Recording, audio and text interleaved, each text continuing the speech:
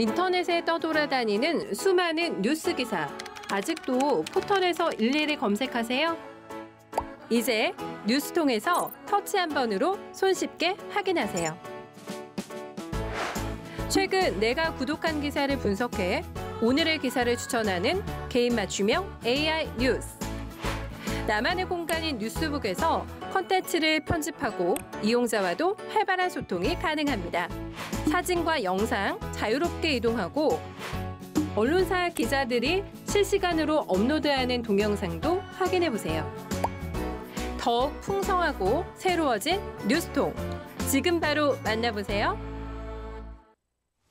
안녕하십니까 여러분, 재간둥이 사이다 박준입니다. 자, 윤석열 지금 탄핵 심판 선고 아직까지 나오고 있지 않습니다. 이번 주 안으로 나올 수 있다고 예측이 되고 있는데, 만약에 목요일 금요일 선고가 된다면 오늘이나 내일 정도에 고지가 될 것 같습니다. 자, 이제 이번 주 안으로 꼭 선고가 되길 좀 바라면서요. 자, 오늘도 시원하고 재밌는 소식들로 여러분 출근길 함께 하겠습니다. 생방송 중 댓글 참여 많이 부탁드리고요. 박준의 뉴스 인사이다 지금 바로 시작하겠습니다.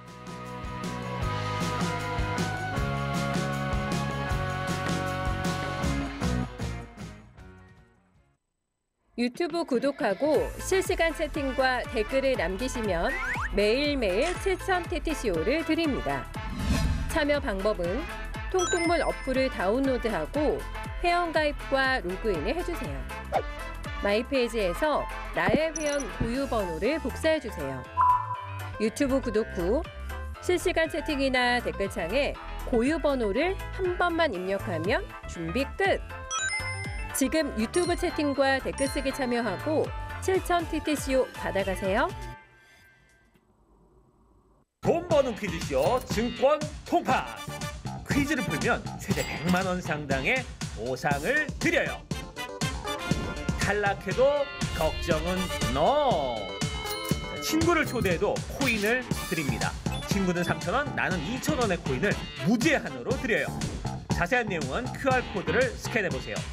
상금의 주인공은 바로 당신! 바쁜 아침 오늘 꼭 알아야 할 뉴스 대신 정리해드리겠습니다. 듣기만 해도 이가 속 뉴스픽. 자, 오늘은 최하나 뉴스토마토 아나운서와 함께하겠습니다. 안녕하십니까? 네, 안녕하세요. 오랜만에 뵙습니다. 네, 오랜만에 왔습니다. 어디 갔다 오신 거예요? 저는 잠깐 이제 뉴스 진행하다가 네, 자, 여기 너무 그리워서 다시 왔습니다. 저희도 항상 그리워하고 있었는데 매주 화요일 뉴스픽 좀 도와주시기 바라겠습니다. 자, 아직까지 윤석열 탄핵 심판 선고일이 나오지 않고 있습니다. 일단 이번 주가 그래도 유력하다 이런 전망이 나오고 있어요. 네, 이 국회가 윤석열 씨 탄핵 소추안을 가결한 지 오늘로 95일째입니다. 네. 역대 대통령 탄핵 심판 사건 가운데 가장 오래 걸린 재판으로 기록이 됐는데요. 선고가 이번 주를 넘기지 않을 거라는 이 관측이 지배적인 상황입니다. 우선 오늘 오후 2시에는 이 박성재 법무부 장관 탄핵 사건 변론 기일이 예정돼 있어서 윤 씨 탄핵 심판을 오늘 진행하기는 좀 어려움이 있고요. 이 수요일부터 금요일 사이에 진행될 가능성이 높습니다. 이 탄핵 사유로 지목된 쟁점별 정리는 막바지 단계에 접어든 것으로 알려졌는데요. 현재 재판관들은 평의를 이어가고 있는데 이 평의 다음 단계는 탄핵 인용과 기각을 두고 이 재판관들이 표결을 하는 이 평결과 최종 선고입니다. 네. 선고 일정은 보통 2, 3일 전에 공지가 되는데요.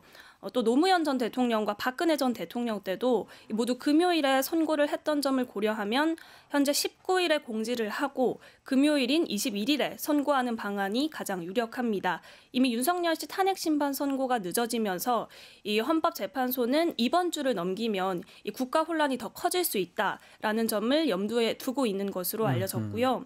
현재 재판관들은 이 윤 씨 탄핵 심판과 함께 한덕수 국무총리의 탄핵 심판에 대한 평의도 동시에 진행을 하고 있습니다. 윤 씨와 한 총리에 대한 평결이 마무리되는 대로 선고 순서를 어떻게 할지도 결정할 것으로 보입니다.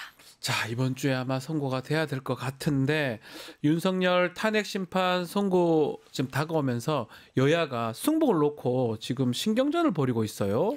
네, 이 국민의힘 지도부가 더불어민주당의 승복 입장을 명확히 밝히라고 촉구를 했습니다. 권성동 국민의힘 원내대표가 지난 16일 기자회견에서 이 헌재 판단 결과에 승복하겠다는 것이 당의 공식 입장이다라고 밝힌 바가 있는데요.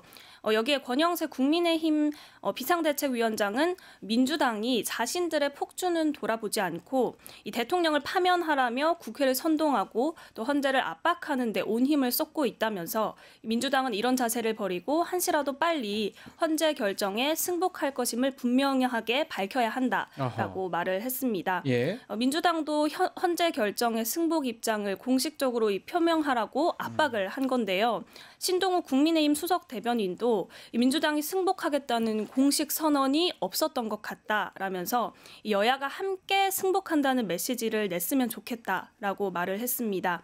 여기에 대해서 이 더불어민주당은 국민의힘 압박에 윤 대통령이 오히려 승복해야 한다라면서 맞받아쳤는데요. 김민성 민주당 수석 최고위원은 헌재 선고 이후 안정적으로 국가 정상화가 이루어지기 위해서 윤석열의 마지막 양심을 확인하려 한다. 윤석열의 입으로 승복을 약속할 시간이다라고 지적을 했습니다. 자, 이런 가운데 새로운 사실들이 쏙쏙 드러나고 있습니다. 지난 1월 달이죠. 윤석열 체포 당시에 윤석열 도주설이 있었는데 당시에 윤석열이 대통령실에 갔다는 얘기가 있어요. 어떤 얘기입니까? 네, 지난 1월 3일 공수처와 경찰이 윤석열 씨 1차 체포 시도를 실패했습니다. 그러고 나서 이 4일 뒤인 1월 7일이죠.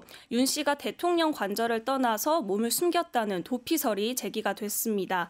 하지만 이 다음 날 한남동 관저에서 윤석열 씨로 추정되는 남성이 한 언론사 카메라에 포착되면서 이 윤 씨 도피설은 일단 일단락이 됐었는데요. 예. 그런데 JTBC의 이 단독 보도에 따르면 윤 씨가 이날 실제로 한남동 관저를 나와서 대통령실로 향했다는 사실이 확인이 됐습니다. 윤 씨가 용산 대통령실의 지하 상황실을 둘러봤다는 겁니다.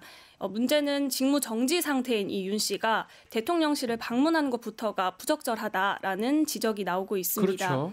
네, 또 당시 2차 체포가 임박했던 터라서 윤 씨가 직접 피신이 가능한지 이 지하 설비를 둘러봤을 가능성도 배제할 수 없는데요. 대통령실이 본래 국방부 건물로 쓰였던 만큼 이 지하 상황실은 보안이 철저한 지하 벙커나 다름이 없기 때문입니다. 현재 대통령실은 윤 씨가 어떤 이유로 이 지하 상황실로 향했는지 또 당시 윤 씨의 행적에 대한 입장은 내놓지 않고 있습니다. 납득하기 어렵습니다. 직무 정지가 돼 있고 체포영장 집행되기 직전인데 대통령실에 가다니요. 납득하기 어려우니까 이 부분도 나중에 입장 표명이 좀 필요한 사안 같고 또 윤석열 탄핵 심판의 핵심 증인이죠. 각종군 전 특전사령관 회유했다는 정황이 또 드러났습니다. 어떤 내용입니까? 네, 그렇습니다. 이 MBC 단독 보도에 따르면 이 곽종근 전 특전사령관의 육군사관학교 47기 동기인 이 배모 변호사가 지난 10일과 13일 이 두 차례 곽 전 사령관 아내에게 장문의 문자 메시지를 보낸 것으로 확인이 됐습니다. 그 내용을 살펴보면 이 배 변호사가 윤석열 대통령 구속 취소 전만 해도 대선 준비하자던 여론이 이제 탄핵 기각과 각하로 흘러가고 있다라면서 헌법재판관도 같은 결론을 내릴 걸로 예상된다라는 문자 메시지를 보냈습니다. 그러면서 이 곽 전 사령관의 지금 태도가 본인에게 치명적일 거다. 민주당이 보호해줄 거라고 믿는다면 나중에 땅을 치며 후회할 것이다라고 했는데요. 네. 또 이 황교안 전 국무총리의 무료 변론을 언급하면서 이 도움은 왜 거절했느냐라는 식의 이야기도 했다고 합니다. 또 김병주 의원을 비롯해서 민주당의 협박 또는 이용당했다. 민주당 요구에 따라 한 진술은 전부 탄핵몰이, 내란몰이를 위한 것으로 사실이 아니다라고 당당하게 밝혀보는 게 어떠냐라고 회유를 했습니다. 이 곽 전 사령관 측은 배 변호사가 지난 1월 초에도 이런 비슷한 내용의 회유 시도를 했었다고 밝혔는데요. 배 변호사는 여기에 대해서 이 동기생이라서 연락을 한 것이고 다른 의도는 없었다라며 회유 의혹을 부인하고 있습니다. 육군사관학교 동기생인 변호사가 이런 행동을 했다라는 거. 또 윤석열 정부가 북한과의 무력 충돌을 유도했다는 의혹 다시 불거지고 있습니다. 네, 그동안에도 이 내란 세력이 많았죠. 네, 계엄을 일으키기 위해서 북한과 충돌을 유도했다라는 의혹이 여러 차례 나왔었는데요. 또 이 MBC 단독 보도에 따르면 지난해 공격 헬기인 아파치 부대를 이 북방 한계선을 따라서 비행시키는 훈련이 4차례나 이루어졌던 사실이 확인됐습니다. 지난해 6월 서해 최북단인 백령도 인근에서 통합정보작전 훈련이 실시가 됐습니다. 이때 공격 헬기인 아파치 부대와 해병대 또 공군 전투기가 동원이 됐는데요. 해병대가 북방 한계선 인근에 포사격을 하면 네. 아파치 헬기와 공군 전투기가 동시에 위협 비행에 나서는 그런 훈련이었습니다. 그런데 더불어민주당 이 추미애 의원실이 확보한 내부 제보에 의하면 이 평소에 비해서 훈련 강도가 높았다고 합니다. 또 도청을 방지하는 비화 통신이 아닌 이 북한을 포함한 누구나 도청할 수 있는 일반 통신망을 이용한 점도 의심스러운 대목입니다. 야, 그런 거에 좀 문제죠. NLL 근처에 비행을 하면서 포사격도 하고 거기에다가 비하폰 아닌 걸로 다 네. 들리게 한다는 거. 혹시나 무력 충돌을 유도해서 또 계엄상을 만들려고 했던 게 아닌가. 이게 지난해 6월 백령도 인근입니다. 이런 것들도 나중에 좀 확인이 좀 돼야 됩니다. 자, 또 그리고 경찰이 김성훈 경호차장 또다시 구속영장을 신청했는데 이번이 네 번째죠, 이제? 네, 맞습니다. 이 경찰이 윤석열 씨 체포영장 집행 방해 혐의를 받고 네. 있는 이 김성훈 경호차장에 대해서 네 번째 구속영장을 어제 신청을 했습니다. 이 더불어 이광우 경호본부장에 대한 구속영장도 신청을 했는데요. 예. 이 서울고검 영장심의위원회가 구속영장 신청이 적정하다라고 판단한 지 11일 만이었습니다. 이 당초 경찰이 김 차장과 이 본부장의 신병 확보에 나서지 않아서 윤석열 씨 탄핵 심판 선고 이후에 영장 신청이 이루어질 거다. 뭐 이런 전망도 많이 나왔었는데요. 경찰이 예상보다는 그래도 빠르게 영장 신청을 했습니다. 그동안 검찰은 이 보안 수사 등을 이유로 들면서 김 차장에 대한 경찰의 영장 신청을 3번이나 기각을 했습니다. 때문에 검찰이 이번에는 이 김 차장의 영장을 법원에 청구할지 관심이 쏠리고 있는데요. 네. 윤석열 씨가 석방되면서 경호의 필요성이 또다시 발목을 잡을 가능성도 있습니다. 한편 앞서 경찰은 김 차장이 승낙하지 않아서 이 대통령실에 비화폰 서버를 확보하지 못했는데요. 만약 경찰이 김 차장의 신병을 확보하게 된다면 이 경호처가 보관하고 있는 비화폰 관련해서 수사에도 좀 속도가 붙을 것으로 보입니다. 자, 김성훈 경호처장의 구속영장은 계속적으로 기각이 됐습니다. 네 번째 지금 올라가 있는 상황인데 그 과정에서 윤석열 체포에 협조했던 다른 경호처 직원 해임이 됐습니다. 네, 현재 해임된 이 경호처 직원은 네. 김성훈 차장의 보복 인사로 논란이 되고 있습니다. 대통령 경호처가 지난 13일 징계위원회를 열어서 이 대기 발령 중이던 남모 경호 3부장의 해임을 의결했습니다. 남부장은 윤석열 씨에 대한 공수처의 체포영장 집행을 무력으로 저지하라라는 지시에 반대한 직후에 대기 발령된 인물인데요. 예. 이 대통령 경호처는 남부장이 윤 씨에 대한 체포영장 집행과 관련해서 이 수사기관의 기밀을 유출했다라는 걸 해임 이유로 들고 있습니다. 하지만 남부장은 이 경찰과 경호처 분위기에 대해서 서로 의견만 나눴을 뿐이다라고 주장을 했고요. 또 경찰 역시 보안 사항을 전달받은 적은 없다는 입장입니다. 때문에 사실상 이 김성훈 차장이 윤석열 씨의 체포영장 저지를 반대한 인물에게 인사를 보복한 것 아니냐라는 분석이 나오고 있습니다. 자, 정치권 소식도 좀 전해드리겠습니다. 자, 미국의 민감 국가 지정을 두고 여야 간에 공방이 되고 있는 상황이라고요? 네. 이 최근 미국이 우리나라를 첨단 기술 협력이 제한될 수도 있는 이 민감 국가로 지정했다는 사실이 확인됐습니다. 국민의힘은 한국이 민감 국가로 지정된 게 민주당의 줄탄핵 때문이다라고 주장을 했는데요. 불탄핵이요? 네, 이 대통령의 직무가 정지된 상황에서 한독수 총리가 이제 탄핵까지 추진이 되면서 그렇죠. 이 대미 컨트롤 타워가 무너졌다고 주장을 했습니다.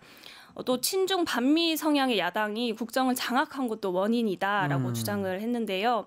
여기에 대해서 더불어민주당은 핵무장을 주장한 윤석열 정부의 외교 참사다라고 반박을 했습니다. 또 동맹국에 대한 통보 없이 계엄을 선포하고 연락조차 응하지 않은 상황도 문제를 키웠다는 겁니다.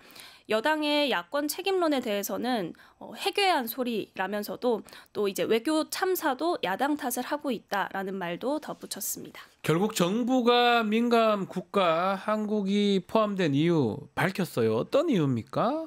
네, 이 정부는 미국 에너지부가 네. 한국을 민감 국가 리스트에 포함한 건 외교 정책상의 문제가 아니라 에너지 산하 연구소에 대한 보안 관련 문제가 이유인 것으로 파악됐다라고 밝혔습니다. 또 미국 측은 외교부의 한국 연구원들이 에너지부 산하 연구소 등의 이 출장이나 공동 연구를 진행하는 과정에서 지켜져야 할 보안 규정을 어긴 사례가 적발돼서 이 명단에 포함됐다라는 취지로 설명을 했습니다.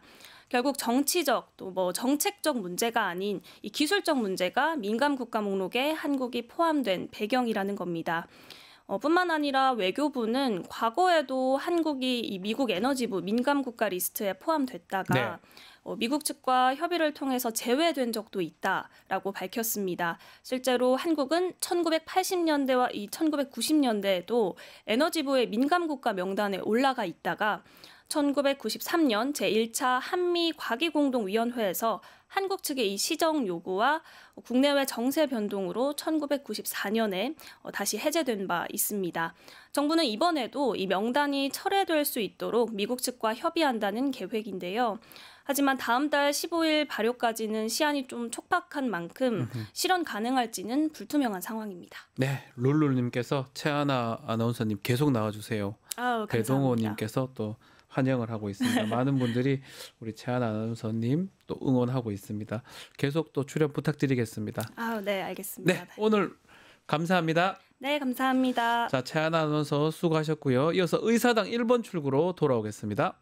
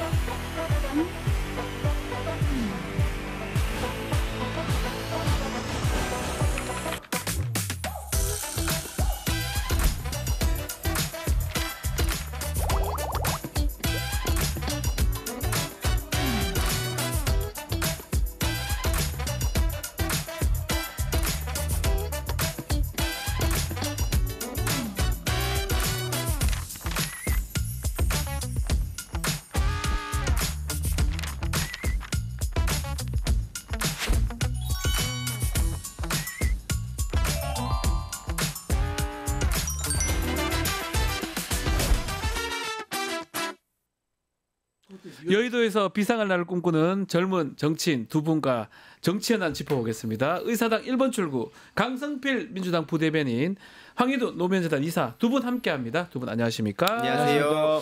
자, 밖에 눈이 좀 많이 오죠? 네, 눈이 펄펄 아름답게 예. 윤석열의 파면을 앞당기는 듯한. 그거하고 상관이 있습니까?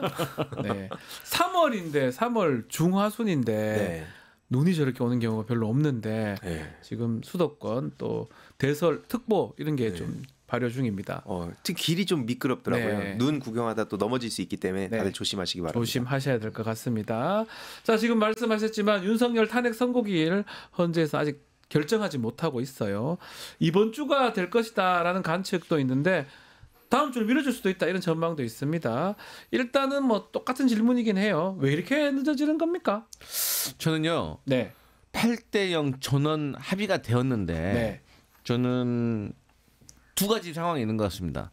하나는 8대0 전원 합의. 네. 그런데 문구 조정과 일정 부분의 어떤 증거 채택에 있어서 의견의 차이가 있지 않나. 그러니까 문구 조정이라는 건 뭐냐면 예를 들어서 뭐 윤석열 대통령은 헌법 수호 의지가 명백히 없다라는 네. 어떤 결정문이 있으면 야 이건 좀 수위를 좀 낮추자. 그러니까 헌법 수호의 의지가 부족하다로 좀 고치면 안 되냐. 뭐 예를 이런 들어서? 정도의 문구 조정. 예를 들어서요. 예를 들어서 예. 두 번째로 이제 뭐 곽종근이라든가 아니면 홍장원의 메모라든가 이런 거에 대해서 증거로 이것을 채택을 할 것이냐 아니면 오연됐다고 해서 뺄 것이냐. 하지만 그럼에도 불구하고 결과는 바뀌지 않는다라는 네. 것이 제가 볼 땐 첫 번째 시나리오고 이제 두 번째 같은 경우는 7대1 상황. 7대1. 그러니까 뭐 7명은 인용, 1명은 기각.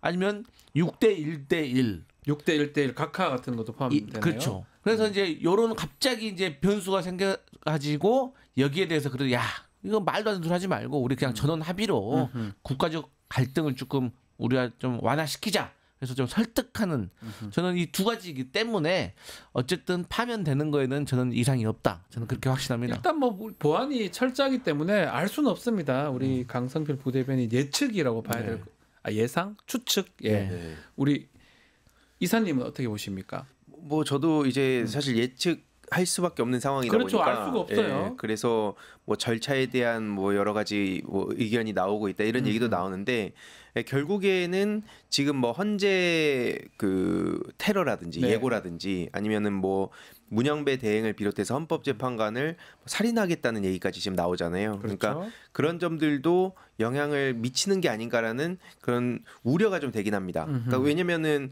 이게 실제로 뭐 위장을 해가지고 가서 내가 무슨 짓을 저지르겠다 이런 얘기까지 지금 나오고 있다 보니까 사실 그러다 보니 많은 시민들도 제발 그 지난주를 넘기지 않았으면 좋겠다 했는데 또 이렇게 넘어갔거든요. 그래서 아까 뭐 말씀드렸듯이 혹시 또 다음 주 아니냐 뭐 이런 식으로 계속 밀리다 보면 국민들의 일상 회복이 안 됩니다. 그러니까요. 그래서 지금 이거는 하루라도 빨리 되길 바라는 마음으로 저는 이번 주 안에 끝난다 말씀드리고 또 싶습니다. 이런 얘기를 좀 하더라고요.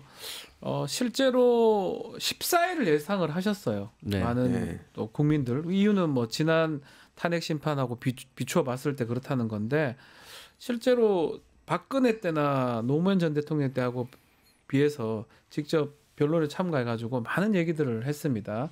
그 얘기들을 하면 재판관은 그 결정문에 그 다 적고 그것을 배척한 이유도 다 적어야 되기 때문에 네. 막 그런 것 때문에 좀 걸리는 거 아니냐. 지금 부대변인 말씀처럼 아마 그래도 그게 뭐 2, 3주 한 달 늦어질 수는 없는 거니까 이번 주 내로 결론이 날 수 있다라고 지금 다들 얘기를 하고 있는데 자 언제쯤 될까요? 언제쯤 될까요? 뭐 목금? 지금 예, 뭐 일각에서 이제 수요일 날 뭐 이렇게 슬슬 얘기가 나오고 네. 그다음에 이제 금요일 날 선고가 나오지 않겠냐는 얘기도 나오는데 뭐 이것도 다 사실 뭐 되게 근거 있는 것처럼 여기저기서 보도를 하고 있지만 심지어 뭐 무슨 일각에서는 뭐 기각이 될 거다 이런 네. 식으로 확신을 하는데 그런 게 다 의미가 없지 않습니까? 의미 사실 없습니다. 예, 예, 이게 그래서 실제로. 너무 그런 거에 그 한마디로 저들은 지금 온라인상에서 계속 그렇게 기세를 몰아가지고 결과에 영향을 주고 혹은 당연히 뭐 저희가 예상하듯이 8대 0으로 나왔을 때 여기에 대한 꼬투리를 잡기 위해서 지금 저런 여론전을 하는 거기 때문에 네. 예, 저는 그래서 아무튼 수금 그냥 이렇게 생각을 하고 있습니다. 수금 수요일 날 이제 그 언론에 이제 본격적으로 얘기 나오고 예. 금요일 날 네. 뭐 화목일 수도 있겠죠. 오늘 그렇죠. 눈도 오는데. 근데 저는 어제 아침에 중앙일보 기사가 눈에 확 들어오더라고요. 네. 그러니까 이제 헌법재판관 중에 한 명의 지인이 중앙일보하고 인터뷰를 한 건데, 그러니까 그 지인이 헌법재판관 중에 한 분하고 13일 날, 3월 13일 날 원래 약속이 있었다는 겁니다. 네. 근데 그 약속을 3월 23일 이후에 보자라고 이제 했다는 거예요. 아이고. 그렇기 때문에 그러면 23일 안에는 끝난다는 거 아니냐. 아이고, 그렇기 그런 때문에 이제 얘기군요. 목요일 뭐 목금을 얘기하는데 그래서 제가 방송 나와서 그랬습니다. 네. 실명 안 밝히면 의미 없다. 네. 그런 얘기 나도 한다. 네. 그런데 저는 어쨌든 간에 18일 날 오늘 그러니까 박성재 법무부 장관 첫 변론 기일이 있기 때문에 오늘 내일은 좀 어려울 것 같고 그래서 선례 따졌을 때 금요일 그래서 이번 주 금요일이다. 다만 저는 2, 3일 전에 예고를 했던 관례는 이번에는 좀 예외적으로 좀 하지 않을 수도 있겠다. 예고를 하지 않을 수도 있다. 왜냐하면 이게 예고를 하게 되면 또 그때부터 이제 서로 또 격렬하게 또 이렇게 갈등 상황이 긴장감이 증폭될 수 있기 때문에 저는 한간의 어떤 보도에 따르면 그냥 오전에 이렇게 예고를 하고 오후에 기습적으로 할 수도 있다. 그래서 금요일 날 네. 오전에 하고 오후에 네. 선고하고. 왜냐면 이게 뭐 원칙이 없다면서요. 네, 원칙 없죠. 그래서 오히려 지금 같은 상황에서는 그럴 수도 있다는 게 처음에 들었을 때 아유 좀 말도 안 된다 했는데 워낙 기괴한 일들이 많이 이러다 보니까 그러니까요. 그런 예상까지 하게 됩니다. 자 그리고 일각에서는 계속 한덕수 총리 선고하고 그것을 같이 보는 것 같아요. 이게 윤석열 선고, 한덕수 총리 선고 뭐 같은 사건이기도 하기 때문에 이게 마지막 변수다 이런 얘기도 있는데 어떻게 보십니까? 변수이길 바라는 거죠. 네, 그러니까 뭐 그거 말고도 지금 별의별 얘기가 다 나오던데 뭐 이재명 대표 26일 이후에 그 윤석열 선고 나와야 된다라든지 그러니까 그 각자의 지금 사방에서 본인들의 바람을 담아서 지금 그런 식으로 변수로 만들고 싶어하는 것 같은데 계속 말씀드리지만 저들은 몇 달 전부터 이미 자기들이 이제 큰일 났다는 생각을 했고 그래서 윤석열 탄핵은 막을 수 없고 그래서 윤석열 탄핵 이후를 빌드업을 하고 있었다고 계속 말씀드리지 않았습니까? 네. 그러니까 지금도 어떻게든 그냥 꼬투리 잡아가지고 뭐 절차적으로든 뭐 아니면 과정에 뭐 문제가 있다는 식으로 할 텐데 그런 거 아무 의미가 없다 말씀드리고 싶습니다. 절차적인 거는 뭐 저도 뭐 법률을 공부하는 입장에서 또 일을 하는 입장에서 뭐가 문제가 있는지 암만 해봐도 없어 보이거든요. 절차 얘기가 각하 이런 얘기 왜 나오는지 저는 잘 모르겠습니다. 더더군다나 한덕수 총리를 선고하는 거하고 그게 무효가 되기 때문에 원점으로 다 돌린다는 거는 뭐 국가가 그러면 6개월 동안 9개월 몇 개월 동안 정지되는 겁니까? 그거는 말이 안 되는 얘기입니다. 맞습니다. 탄핵 소추됨으로써 한덕수 총리는 직무가 정지되고 그다음 대행인 최상목이 대행으로서 한 거예요. 그걸 갖고 무효화시킬 수는 없습니다. 그러니까 또 국민의힘에서 자꾸 최상목 가지고 이제 대대행 이런 말도 상당히 일부러 하는 소리예요. 일부러 하는 겁니다. 대행이에요. 대행입니다. 말씀하셨던 게 맞고 결론은 그거 아니겠습니까? 아니 한덕수를 탄핵 사유가 뭡니까? 내란에 동조하고 방조하고 그런 혐의가 있는 거 아니에요? 그러면 한덕수와 관련돼 가지고 탄핵 선고를 먼저 해버리면 윤석열 탄핵 심판의 예고편인 거예요. 그렇죠. 물론 그 예고편 우리가 뻔히 다 알고는 있지만 그렇기 때문에 국민의힘에서 말씀하셨던 것도 말도 안 되는 논리. 한덕수 돌아오면 지금까지 있었던 거 다 무효다. 뭐 정계선 그다음에 뭐 조한창 다 두 명도 무효다. 뭐 이런 논리 바라는 것 같은데 우리 변호사님께서 잘 설명해 주셨지만 말도 안 되는 소리다. 말도 안 되는 얘기입니다. 정말 원천적으로 무효일 때 행정위가 무효일 때 이제 원천적으로 돌리는 그런 이론이 있긴 한데 그때 행정위가 진행됐다 그러면 또 사실상 행정행위라 그래서 그렇다고 하더라도 유효화시키는 이론들이 많아요. 근데 이 국가를 운영하는데 뭐 무효는 무슨 소리라 이런 주장을 하는 법률가들은 저는 나쁜 법률가라고 생각이 들어요.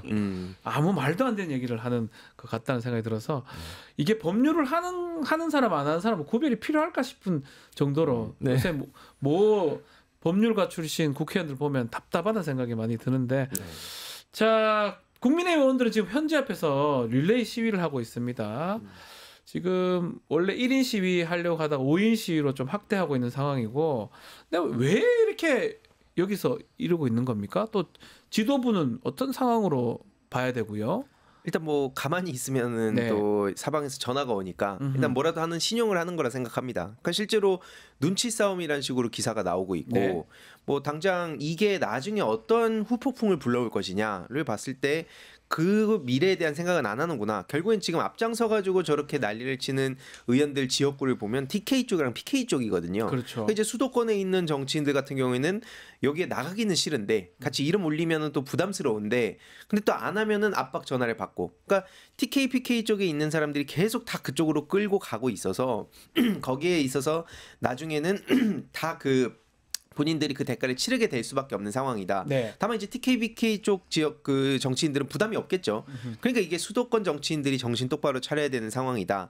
물론 이제 기대는 없습니다. 그리고 두 번째는 이런 식으로 계속 지지층을 자극해 놓는 게 과연 조기 대선 모드로 갔을 때 본인들한테 무슨 도움이 되는가. 물론 이것도 뭐 그들이 알아서 선택한 폭탄을 끌어하는 거기 때문에 이것도 마찬가지로 제가 뭐 굳이 뭐 기대를 걸고 있지는 않습니다만 결국 지금 이 답답한 시기를 지나고 나면 저들이 계속 말씀드리지만 유튜버 뭐 각종 커뮤니티 등등에서 그동안 본인들이 그 폭탄을 끌어하는 대가를 조만간 치르게 될 거다. 그렇게 생각이 됩니다. 저는 이제 그런 것 같습니다. 저런 행동을 하는 것들은 전 정치적 목적이 있어서 그런다고 생각하는데 쉽게 말해서 주류가 되고 싶은 겁니다. 주류가 되고 싶다. 그러니까 주류라는 게 뭡니까? 몇 명 모여 있는 거잖아요. 그 몇 명 모여 있는 것에 본인들이 안 끼어 있으면 이게 불안한 거예요. 본인의 자체적인 동력이 없기 때문에. 그래서 어차피 대선은 패배할 거다. 그러면은 대선에 패배하면 누가 당권을 가져가겠는가? 이게 윤석열 대통령이라는 사람이 국정을 운영할 땐 지지율이 바닥이었는데 오히려 직무가 정지되니까 상승하다 보니까 여기가 주류가 되겠구나. 그러니까 주류 안에 있어야지 나중에 공천도 받을 수 있겠다라고 해서 그렇게 모여 있는 것이고 또 반대로 친윤 아니면 비윤인데 비윤들 보니까 한동훈, 유승민 세가 약한 거예요. 그러니까 거의 못 가겠는 거예요. 그러네요. 그러니까 장도혁 같은 사람도 한동훈 옆에 계속 옆에 있다가 갑자기 집회 올라가지고 큰 소리 내고 그러잖아요. 네, 바뀌었죠. 윤상현, 나경원 보세요. 정치 오래 했잖아요. 인지도도 없고 지도자로 인정 안 해주잖아요. 네. 팬덤이 없잖아요. 그러니까 이번 기회에 한번 올라탄 거고 거기에 또 조배숙.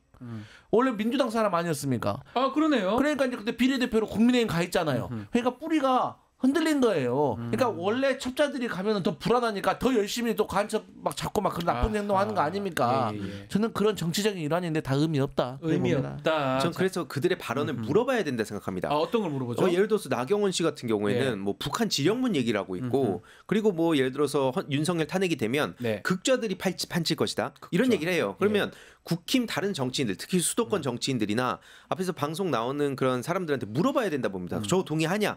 그리고 심지어 윤상현 씨 같은 경우에는 윤석열 탄핵은 체제 탄핵이다 이런 식으로 얘기하거든요. 그러니까 윤석열은 체제 그 자체다 이런 얘기를 했었어요. 그러니까 저게 전체주의 아닙니까? 그리고 앞에 말씀드렸듯이 뭐 장동혁 씨 같은 경우에는 지금 뭐 노골적으로 헌재 그리고 문영배 대행을 조롱하고 있는데 맞습니다. 그러니까 이제 더 너도 나도 그런 쪽으로 계속 빨려가는 거죠. 그러면 다른 사람들 그냥 뒷짐지고 여기서 그냥 묻어가고 싶은 정치인들한테 당신들의 입장이 이걸 동의하는 거냐를 계속 박제를 시켜놔야 됩니다. 이 항의도 의사가 지난번 또 이 뭐 내란을 동조하느냐 물어봐야 되고 네. 조기 대선 동조하느냐 물어봐야 되고 이번에도 이거 질문해야 된다. 맞습니다. 국회의원들한테. 네. 왜냐면 안 그러면은 국민의힘. 저희들은 당신들도 다 똑같은 생각하고 있구나라고 생각할 수 있잖아요. 자, 지금 국민의힘 지도부도 보면 지금 최근에 탄핵 사건이 일부 또 기각이 좀 되니까 이게 만약에 탄핵을 주도한 의원하고 정당의 민영사에서 책임 물어야 된다. 이런 얘기를 하더라고요. 그럼 제가 반대로 물어보고 싶어요. 네. 그럼 탄핵 되면 어쩔 건데? 그렇잖아요. 위원장당이죠. 아니 탄핵이 안 되면 어쩔 거냐고 물어보면 반대로 그럼 탄핵 되면 어쩔 건데?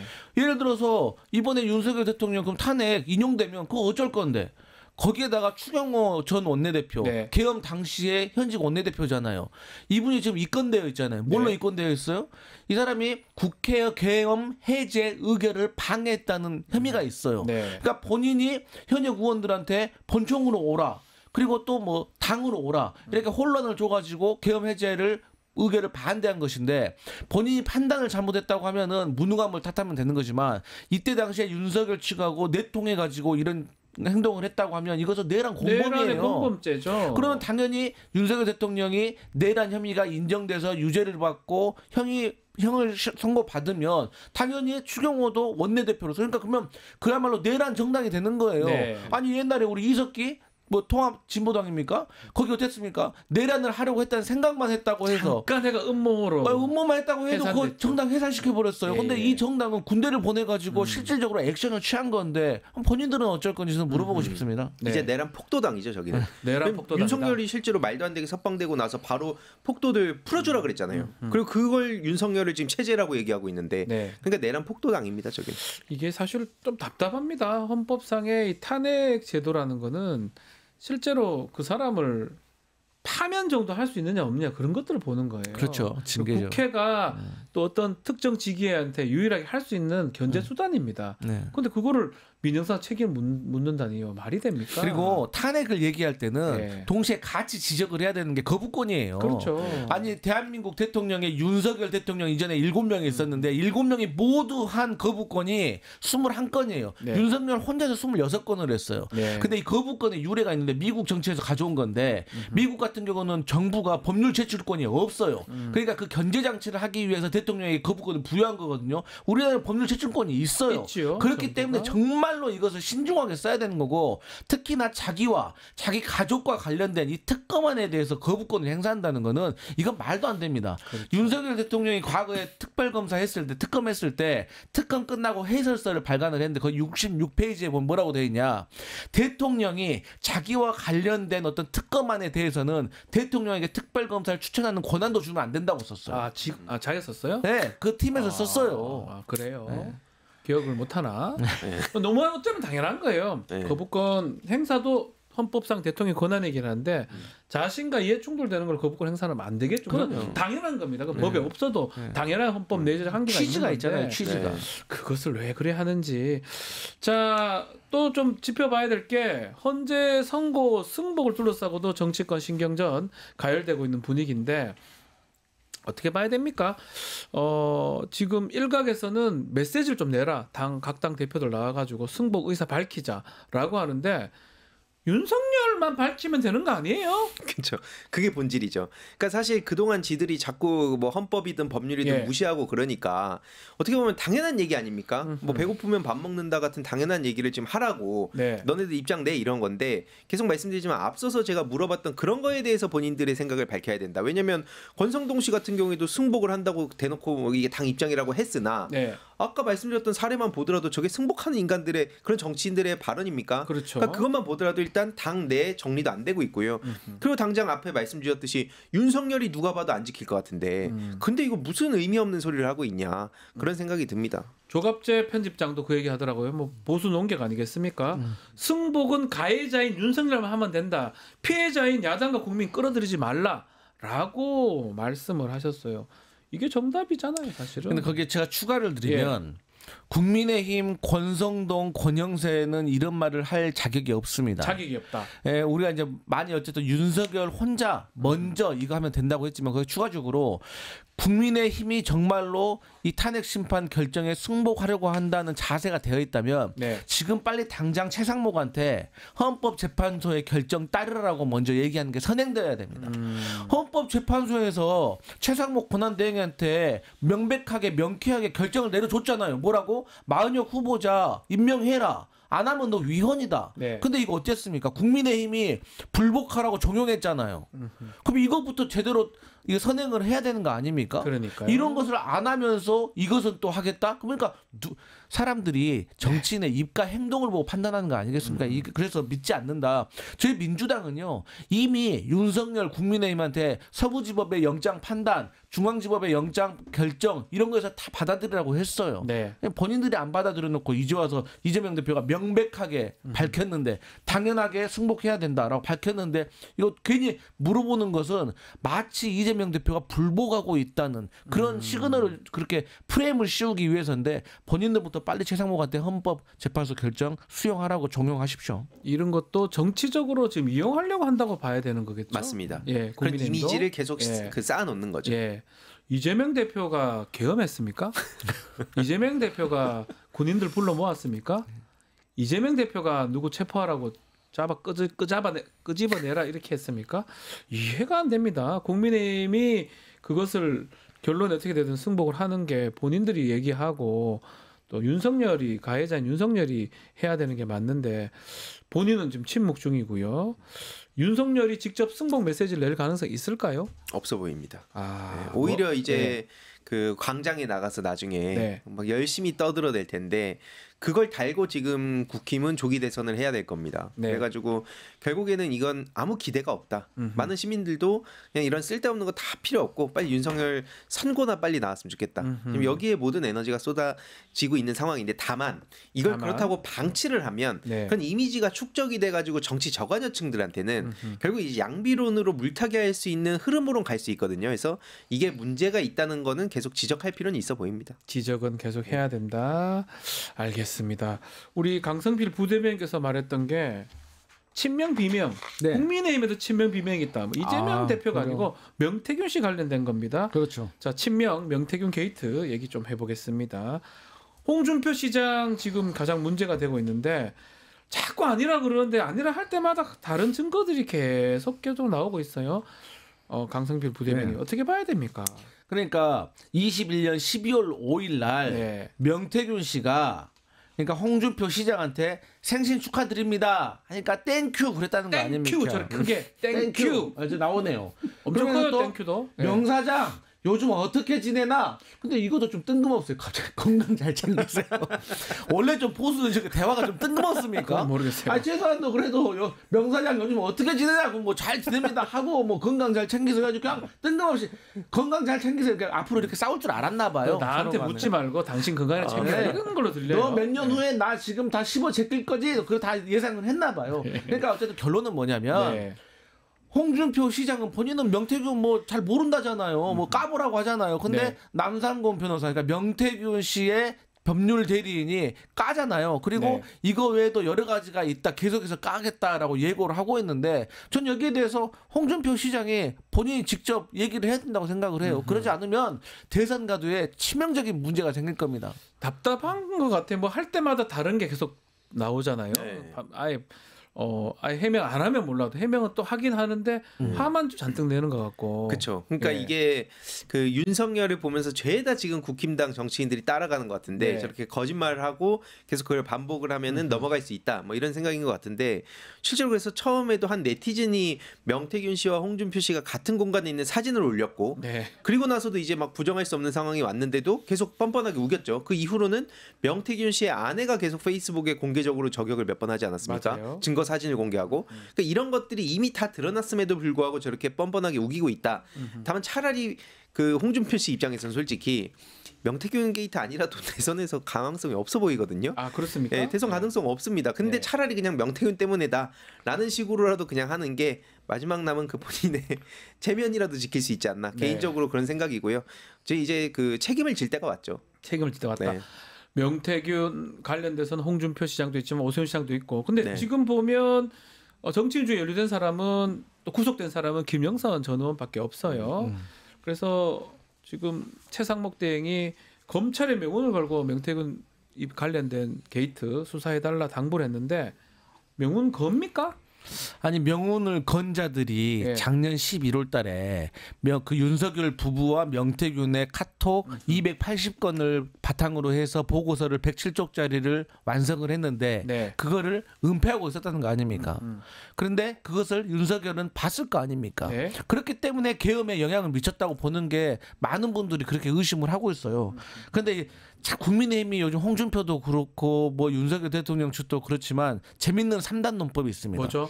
카톡이 어떤 범죄와 관련된 카톡이 공개가 되잖아요. 나왔죠. 그러면 야 음성이 없다. 아. 야 전후 맥락 봐야 된다. 아하. 그런데 음성이 공개되잖아요. 나왔죠. 그럼 뭐라고 한 줄 아세요? 뭐랍니까? 야 불법은 아니다. 아하. 뭐 이런 식인 거예요. 아, 되는 대로 그냥 예. 네. 근데 우리 해명한다. 그러다 예. 보니까 명태균도 뭐라고 합니까? 야 검찰 못 믿어. 특검하자. 그런가 본인이 명태균 특검한 명태균이 명태균 특검하자고 하는 거예요. 그러니까요. 본인이 오죽하면 스스로 특검해달라고 요청하진 않잖아요. 네. 검찰을 못 믿겠다. 지금 검찰 수사한 거 보면 사실은 납득하기 어려운 부분 많잖아요. 맞습니다. 네. 지금 검찰을 믿느니 네. 차라리 우스갯소리지만 그냥 지구가 평평하다는 걸 믿겠습니다. 저 검찰은 누구? 예, 검찰은 검찰은 둥근 거 아니겠습니까? 그래도 그 정도로 검찰은 그 정도입니까? 예, 지금 이제 믿을 상황이 아니다. 아하. 그동안 얼마나 많은 시민들의 뒤통수를 치고 정치적으로 행동해 왔습니까? 이번에도 당장 즉시 안고 이거 가지고 얼마나 난리가 났는데 그러니까요. 더 이상 검찰엔 기대를 걸 가치가 없다. 예.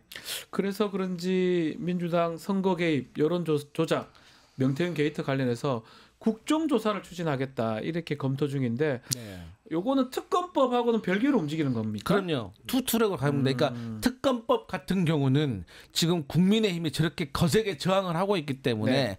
지금 현재 현실적으로 통과를 답보할 수가 없는 상황입니다. 그런데 우리가 가만히 있을 수가 없잖아요. 네. 그리고 이번에 내란 국정조사도 보면은 어쨌든 이 사람 저 사람 막 다 불러가지고 다 갖다 물어보잖아요. 네. 그러면 앞뒤가 맞지 않는 말들이 나오게 됩니다. 아 맞아요. 그리고 그런 걸 단서로 해서 또 우리 언론에 추적을 합니다. 그리고 우리 또 인터넷 특공대들 많지 않습니까? 이런 분들이 다 검증을 하게 되면 여기서 이제 죄송합니다. 이 진실의 갈래들이 나오기 시작하는 것이거든요. 그리고 이게 국정조사가 뭐가 좋냐, 특이가 뭐가 좋냐면 네.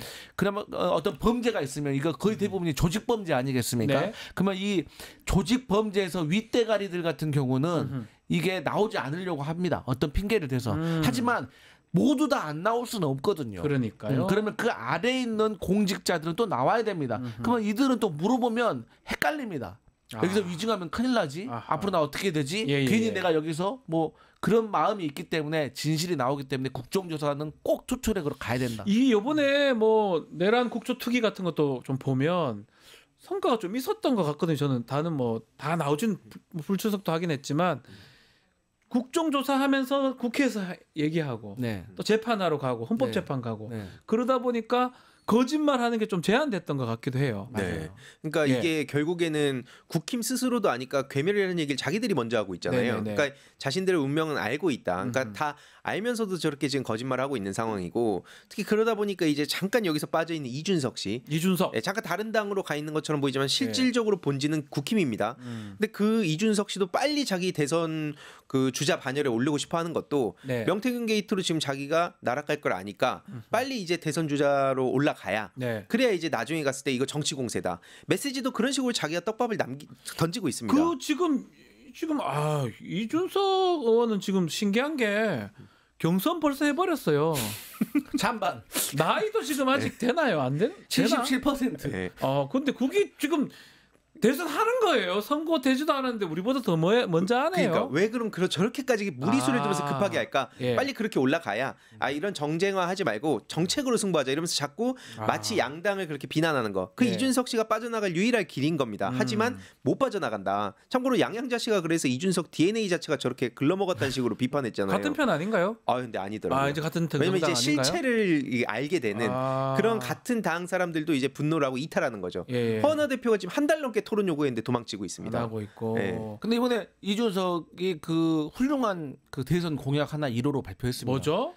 윤석열 특별사면 없다. 아, 정책 공약입니까? 뭐 네. 정치 공약입니까? 뭔지 어쨌든 간에 모르겠지만. 네. 1호 공약 윤석열 특별사면 없다. 저는 뭐 좀 신기한 게 아마 제가 알기로는 4월 1일부터 그 요건이 되는 걸 알고 3월 1일 아니에요? 4월 3월 31일이 생일이야. 아, 생일이네. 생일이. 만 네. 40세가 되는데 네. 그때라고 하는데 아직 나이도 안 된 상황이고 네. 윤석열 지 선거도 안 됐는데 저걸 넙죽해버린다. 네. 명태균 때문이다. 급하기 때문이다. 너무 그쵸? 급하다. 예. 빨리 그래서 대선 주자로 올라가야 나는 당했다. 왜냐면 그 메시지를 지금 계속 내고 있거든. 틈틈이 네. 이 양당의 정적 죽이기 멈출 때다. 미래로 가야 된다. 이게 좌도우도 아닌 앞으로의 자기의 비전이라고 하는데 그걸 통해서 자신의 문제를 털고 가려는 거죠. 네. 어디서 그런 속이 뻔히 보이는 짓을 하고 있습니까? 지금 명태균 특검법과 국정조사 투트랙으로 가게 되면 네. 좀 더 드러날 수 있을까요? 많이 우리 그럼요. 이게 어쨌든 간에 정치권과 언론이 같이 선의의 경쟁을 하면서 진실을 찾아가는 과정이 있었을 때 제대로 된 어떤 진실이 드러나는 명태균 여거는 네. 디지털 증거가 매우 많습니다. 많습니다. 이거 좀 뉴스토마토에서 했지 않습니까? 네. 아, 제가 보니까 작년 9월 달부터 큰일했죠. 뉴스 토마토가 뭐 여기서 거의 했지 않습니까? 명태균 네. 특검의 1등 공신 예. 인정. 아유 감사합니다. 네, 진짜. 여기서 했지 않습니까? 맞습니다. 여기 디지털 증거 목소리 뭐 예. 문자 엄청 많거든요. 이거 예. 볼만할 겁니다. 네. 그러니까 이제 네. 이게 덫을 놓는 것 같더라고요. 네. 그러니까 이걸 던져가지고 거부만 해봐라. 그럼 또 하나 보여주겠다. 또 보여주겠다. 뭐 이런 식으로. 네. 네. 기대가 계속 뉴스 토마토가 열심히 해주십시오. 네. 기대해 보겠습니다. 신변 잘 저는 제가 취재한 건 아니고요. 알겠습니다. 자 오늘 의사나 이런 치고 여기서 마무리하겠습니다. 황희두, 강성필 두 분 감사합니다. 고맙습니다.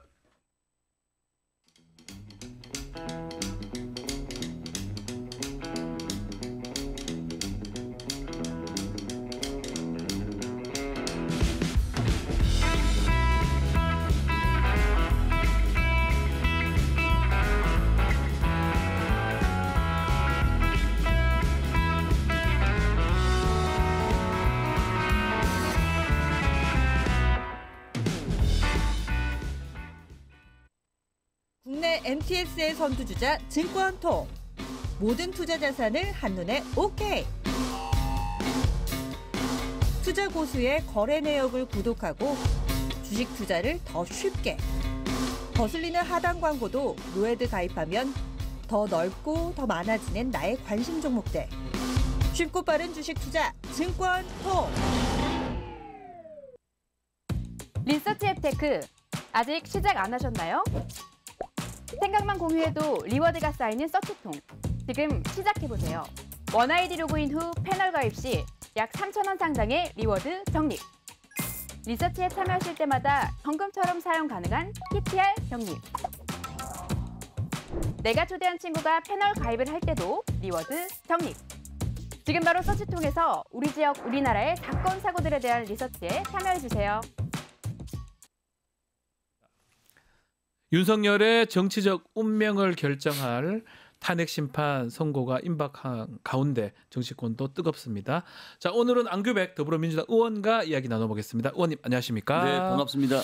자, 오늘 먼저 단독 보도부터 한번 얘기 좀 질문 드려보겠습니다. 네. 윤석열 체포가 임박했던 1월 무렵에 대통령실에 본인이 갔다는 보도가 있습니다. 네. 그때 우리 의원님께서 말씀하셨던 내용 같기도 하고요. 그렇습니다. 제가 1월 7일 날 네. KBS 전격 토론에 나가가지고 제 3회 장소로 도피원 갔다. 예, 그 얘기 하셨어요. 도피설. 예, 도피설을 얘기했습니다만은 이제 그 이후에 국민의힘과 윤석열 측에서는 날조다, 네. 가짜 뉴스다, 네. 거짓 선동이다 이런 온갖 말을 다 하면서 네. 저에 대해서 공격을 했습니다마는 그게 사실로 드러났습니다. 어제 방송에 예. JTBC 뉴스에 의하면은 1월 8일입니다. 8일 날 예. 지금 그러니까 예전 국방부 건물인 대통령실 지하 벙커에 가서 예. 여러 가지를 점검하고 확인했다. 예. 이렇게까지 확인되지 않았습니까? 도피한 거랑 똑같은 게 직무정지인 사람이 왜 대통령실이나 벙커에 갑니까? 그거 안 되죠. 그건, 안 되죠. 예, 그건 어불성설이죠. 예. 예. 그래서 제 말이 사실인 걸로 사실이네요. 밝혀졌습니다. 아니 뭐 왜 갔을까요? 정말 뭔가 숨을 곳을 찾으려고 한 건가요? 저는 두 가지 장소에 갔다고 예. 저는 알고 있는데 제가 정확하지 않기 때문에 네. 말씀드린 제한적이고 네. 그것과 또 다른 곳을 갔다고 제가 알고 있는데 정확하지 않기 때문에 제가 말씀드리기는 상당히 제한적입니다만은 네. 아마도 지하 벙커는 그 잠금 장치, 시건 장치 이런 것들이 완벽하기 때문에 경찰이 제 2차 체포를 시도할 것 같으니까 네. 여러 가지 장소를 물색하지 않았나 이런 생각이 듭니다. 한간에도 그런 얘기 있었거든요. 도주했다. 뭐 딴 데 갔을 거다 이러는데 결국은 뭐 패닉룸 뭐 이러나요? 하여튼 딱 문 닫고 못 나오게 하는 뭐 그런 등등 얘기가 있었는데 어쨌든 간에 지금 확인된 사실은 1월 8일 체포영장 집행이 시도되는 1월 8일 날 2차 집행. 2차 집행. 예. 그때 그 관제에 있지 않고 다른 데서 대통령실에 피신했다. 잠깐 갔다 왔다. 그것이 사실로 박혀있습니다. 이게 말이 됩니까 이게? 그 당시에는 제가 그걸 뭐 거짓 선동이라고 다 얘기를 했거든요. 네. 근데 그날 국가수사본부하고 공수처에서는 위치를 파악하고 있다. 그렇게 발표를 했습니다. 예, 맞아요. 그 말은 용산 관저에 있으면은 위치를 파악하고 있다는 얘기를 굳이 할 필요가 없는 거지요. 이제 이해가 되네요. 간접적 시인을 한 것이 그것이. 관저에 있다고 하면 되는 걸 갖고 위치는 파악하고 있다 이 말인즉슨 그게 아니고 딴 데 있는데 알고 있다 이 말이잖아요. 예. 근데 어제 방송에서 네. 그 대통령실 관계자의 말을 인용하고 여러 가지 확인해 본과 도평은 맞다 이렇게 방송에서 나와서 제 말이 사실인 걸로 밝혀졌습니다. 사실 또 두려운 게 저렇게 법 무시하고 도피하려고 하는 사람 또 석방이 돼 있는 상황이잖아요. 앞으로도 조금 걱정스러운 부분이기도 합니다. 저는 소위 대통령이라는 사람이 네. 저런 공적인 의식이 없이 이 멘탈이 어떤 분인가 저는 잘 이해가 갑니다. 멘탈이 강하다는 말씀이신가요? 아니 멘탈이 강한 것도 강한 것이지만은 저래서는 안 된다. 일반적으로 상식적으로 생각하기에 도저히 이해할 수 없는 그런 부분들이 모든 행동에서 계속 이렇게 보면 나오고 있거든요. 예. 사회 구성 전체랄지 법을 위반한 것이랄지 말을 이렇게 쉽게 바꾸고 이런 태도와 언행 모습 또 구치소에서 서울구치소에 나오면서 주먹을 불끈 쥐고 그러니까요. 무슨 개선 장군처럼 그 모습이 저 같으면 고개 숙이고 부끄러워서 창피할 것 같은데 일반 정치인이라면 그렇게 하지 않겠죠. 당연히 하지 않겠죠. 예. 일반적인 정치인이라면 네. 장사 미사도 그러지 않습니다. 예, 일반인은 또 그런 행동을 하지 않죠. 심려를 끼친 거잖아요, 국민들한테. 어쨌든 간에. 그렇습니다. 그런데 무슨 개선자구처럼 주먹을 쥐고 뭘 의기양양하고 이런 모습을 보고 네. 저게 정상적인 태도고 사람인가 생각이 듭니다. 아니 그래서 그런지 저렇게 석방돼 있고 탄핵 심판 선고는 안 되고 이러니까 국민들이 불안해 있고 민주당이 그래서 지금 도보 행진을 하고 있는 것 같아요. 일주일째 하고 있는 그렇습니다. 거죠. 예. 힘들지 않습니까, 의원님? 그러니까 민주주의는 거리와 광장에서 시작해서 의회에서 완성한다고 그러는데 광장에 있고 거리에 있는 시민들과 함께 한다는 뜻도 있고요. 네. 또 그분들의 체온을 느끼면서 그 태도와 모습에서 우리한테 국회의원들한테 뭘 요구하고 있는가 이런 것을 또 직간접적으로 좀 느끼면서 함께 호흡한다는 그런 생각도 있습니다. 네. 그래서 저희들이 지금 여의도에서 광장까지가 약 8km 되는데 헌재가 재판관이 8명입니다. 그런 것도 계산이 된 그래서 겁니까? 예. 8대 0으로 만장일치로 인용되기를 간절히 기원을 하면서 지금 행보를 하고 있습니다. 가면서 주위에 이제 시민들도 만나는 거 아닙니까? 같이 행진하기도 하던데요. 반응은 어떻습니까? 연도에 나오신 시민들은 대부분 박수와 격려 또 V자의 응원을 보내주신 거 하면은 또 어떤 분들은 후미에 같이 동행하신 분들도 계시고 따라 붙는 분 계시고요. 같이 걸어가시는 일부지긴 하지만은 또 어떤 분들은 뭐 빨갱이다 뭐다 이렇게 하신 분도 탄핵을 또 반대하는 분들도 그것이 있고. 뭐 민주주의 원칙 아니겠습니까? 네네. 그런 분들도 좀 덜어 계시고 그렇습니다. 윤석열이가 석방된 이후에 지금 계속적으로 비상대기 상황인 건가요? 그렇습니다. 그러면 지금 출퇴근이라고 표현한지 맞는지 모르겠는데 어디 가지 못하고 이제 그 주위에서 대기하고 있는 상황입니까? 있고 대부분의 의원들은 침낭과 이걸 깔아놓고 국회에서 숙식을 하고 계신 분도 계십니다. 많이 계십니다. 왜냐하면 혹시나 뭐 그럴 가능성은 낮지만 다시 또 계엄을 하거나 이상한 짓을 기상천외한 일이 많이 발생하기 때문에 탄핵 인용되기는 전까지 그날 그 시각까지는 최후의 시각까지는 마음을 놓을 수가 없는 것이 현재 우리 민주당 의원들의 마음이라 할 수 있겠습니다. 실제로 이번에 이 내란 계엄을 겪으면서 그래도 그나마 우리가 정치 효용감이라고 이렇게 표현을 하자면 의원님들한테 그런 걸 좀 느꼈던 것 같아요. 우리가 뽑아줬는데 이제까지 잘 못 느꼈는데 계엄 해제하러 다 저 올라가시고 들어가고 이번에 대기하고 탄핵까지 하고 그런 좀 지지자들한테 또 응원을 좀 받고 있는 거 아닙니까? 그런 평가를 많이 받고 있고요. 외국에서도 보통 5,000불 이하의 나라에서 이 계엄이나 이런 내란 사태가 일어나지 그렇죠. 이런 선진국이 있는 나라에서는 이 계엄 OECD 국가에서 계엄이라니요? 없습니다. 일어날 수 없고. 그런데 이제 여기서 평가하기를 다행히 그래도 민주주의가 발전한 나라에서 의회에서 해제 통과하니까 이게 어느 정도의 좀 평정이 됐다 이렇게 평가를 하고 있는 것 같습니다. 네, 잘 옆에 의원님들이 옆에 잘 계셔가지고 국회 본회의장을 들어갈 수 있었고 또 그것 때문에 해제가 됐고 이번에도 혹시나 어떤 일이 생긴다면 또 우리 의원님들이 국회의원들이 또 본회의장에 가서 또 막아주실 거 아닙니까? 저는 의원들의 힘도 힘이지만은 저는 깨있는 시민들의 어떤 민주적 의식과 수호 정신, 이 나라를 살려야겠다는 그런 것들이 아마 들불처럼 일어나서 순식간에 누가 할 것도 없이 제가 국회 도착이 11시 20분이었는데 그 10분 지나서 엄청난 인파가 몰린 것 보고 맞습니다. 여의도에. 저 또한 놀랐습니다. 아마 그 시민들의 피플 파워의 힘이 아닌가 싶습니다. 알겠습니다. 그게 완성이 되려면 빨리 탄핵 선고가 좀 나야 되는데 이런 질문을 뭐 몇 번 드린지 모르겠는데 언제쯤 날 거라고 전망하십니까? 지금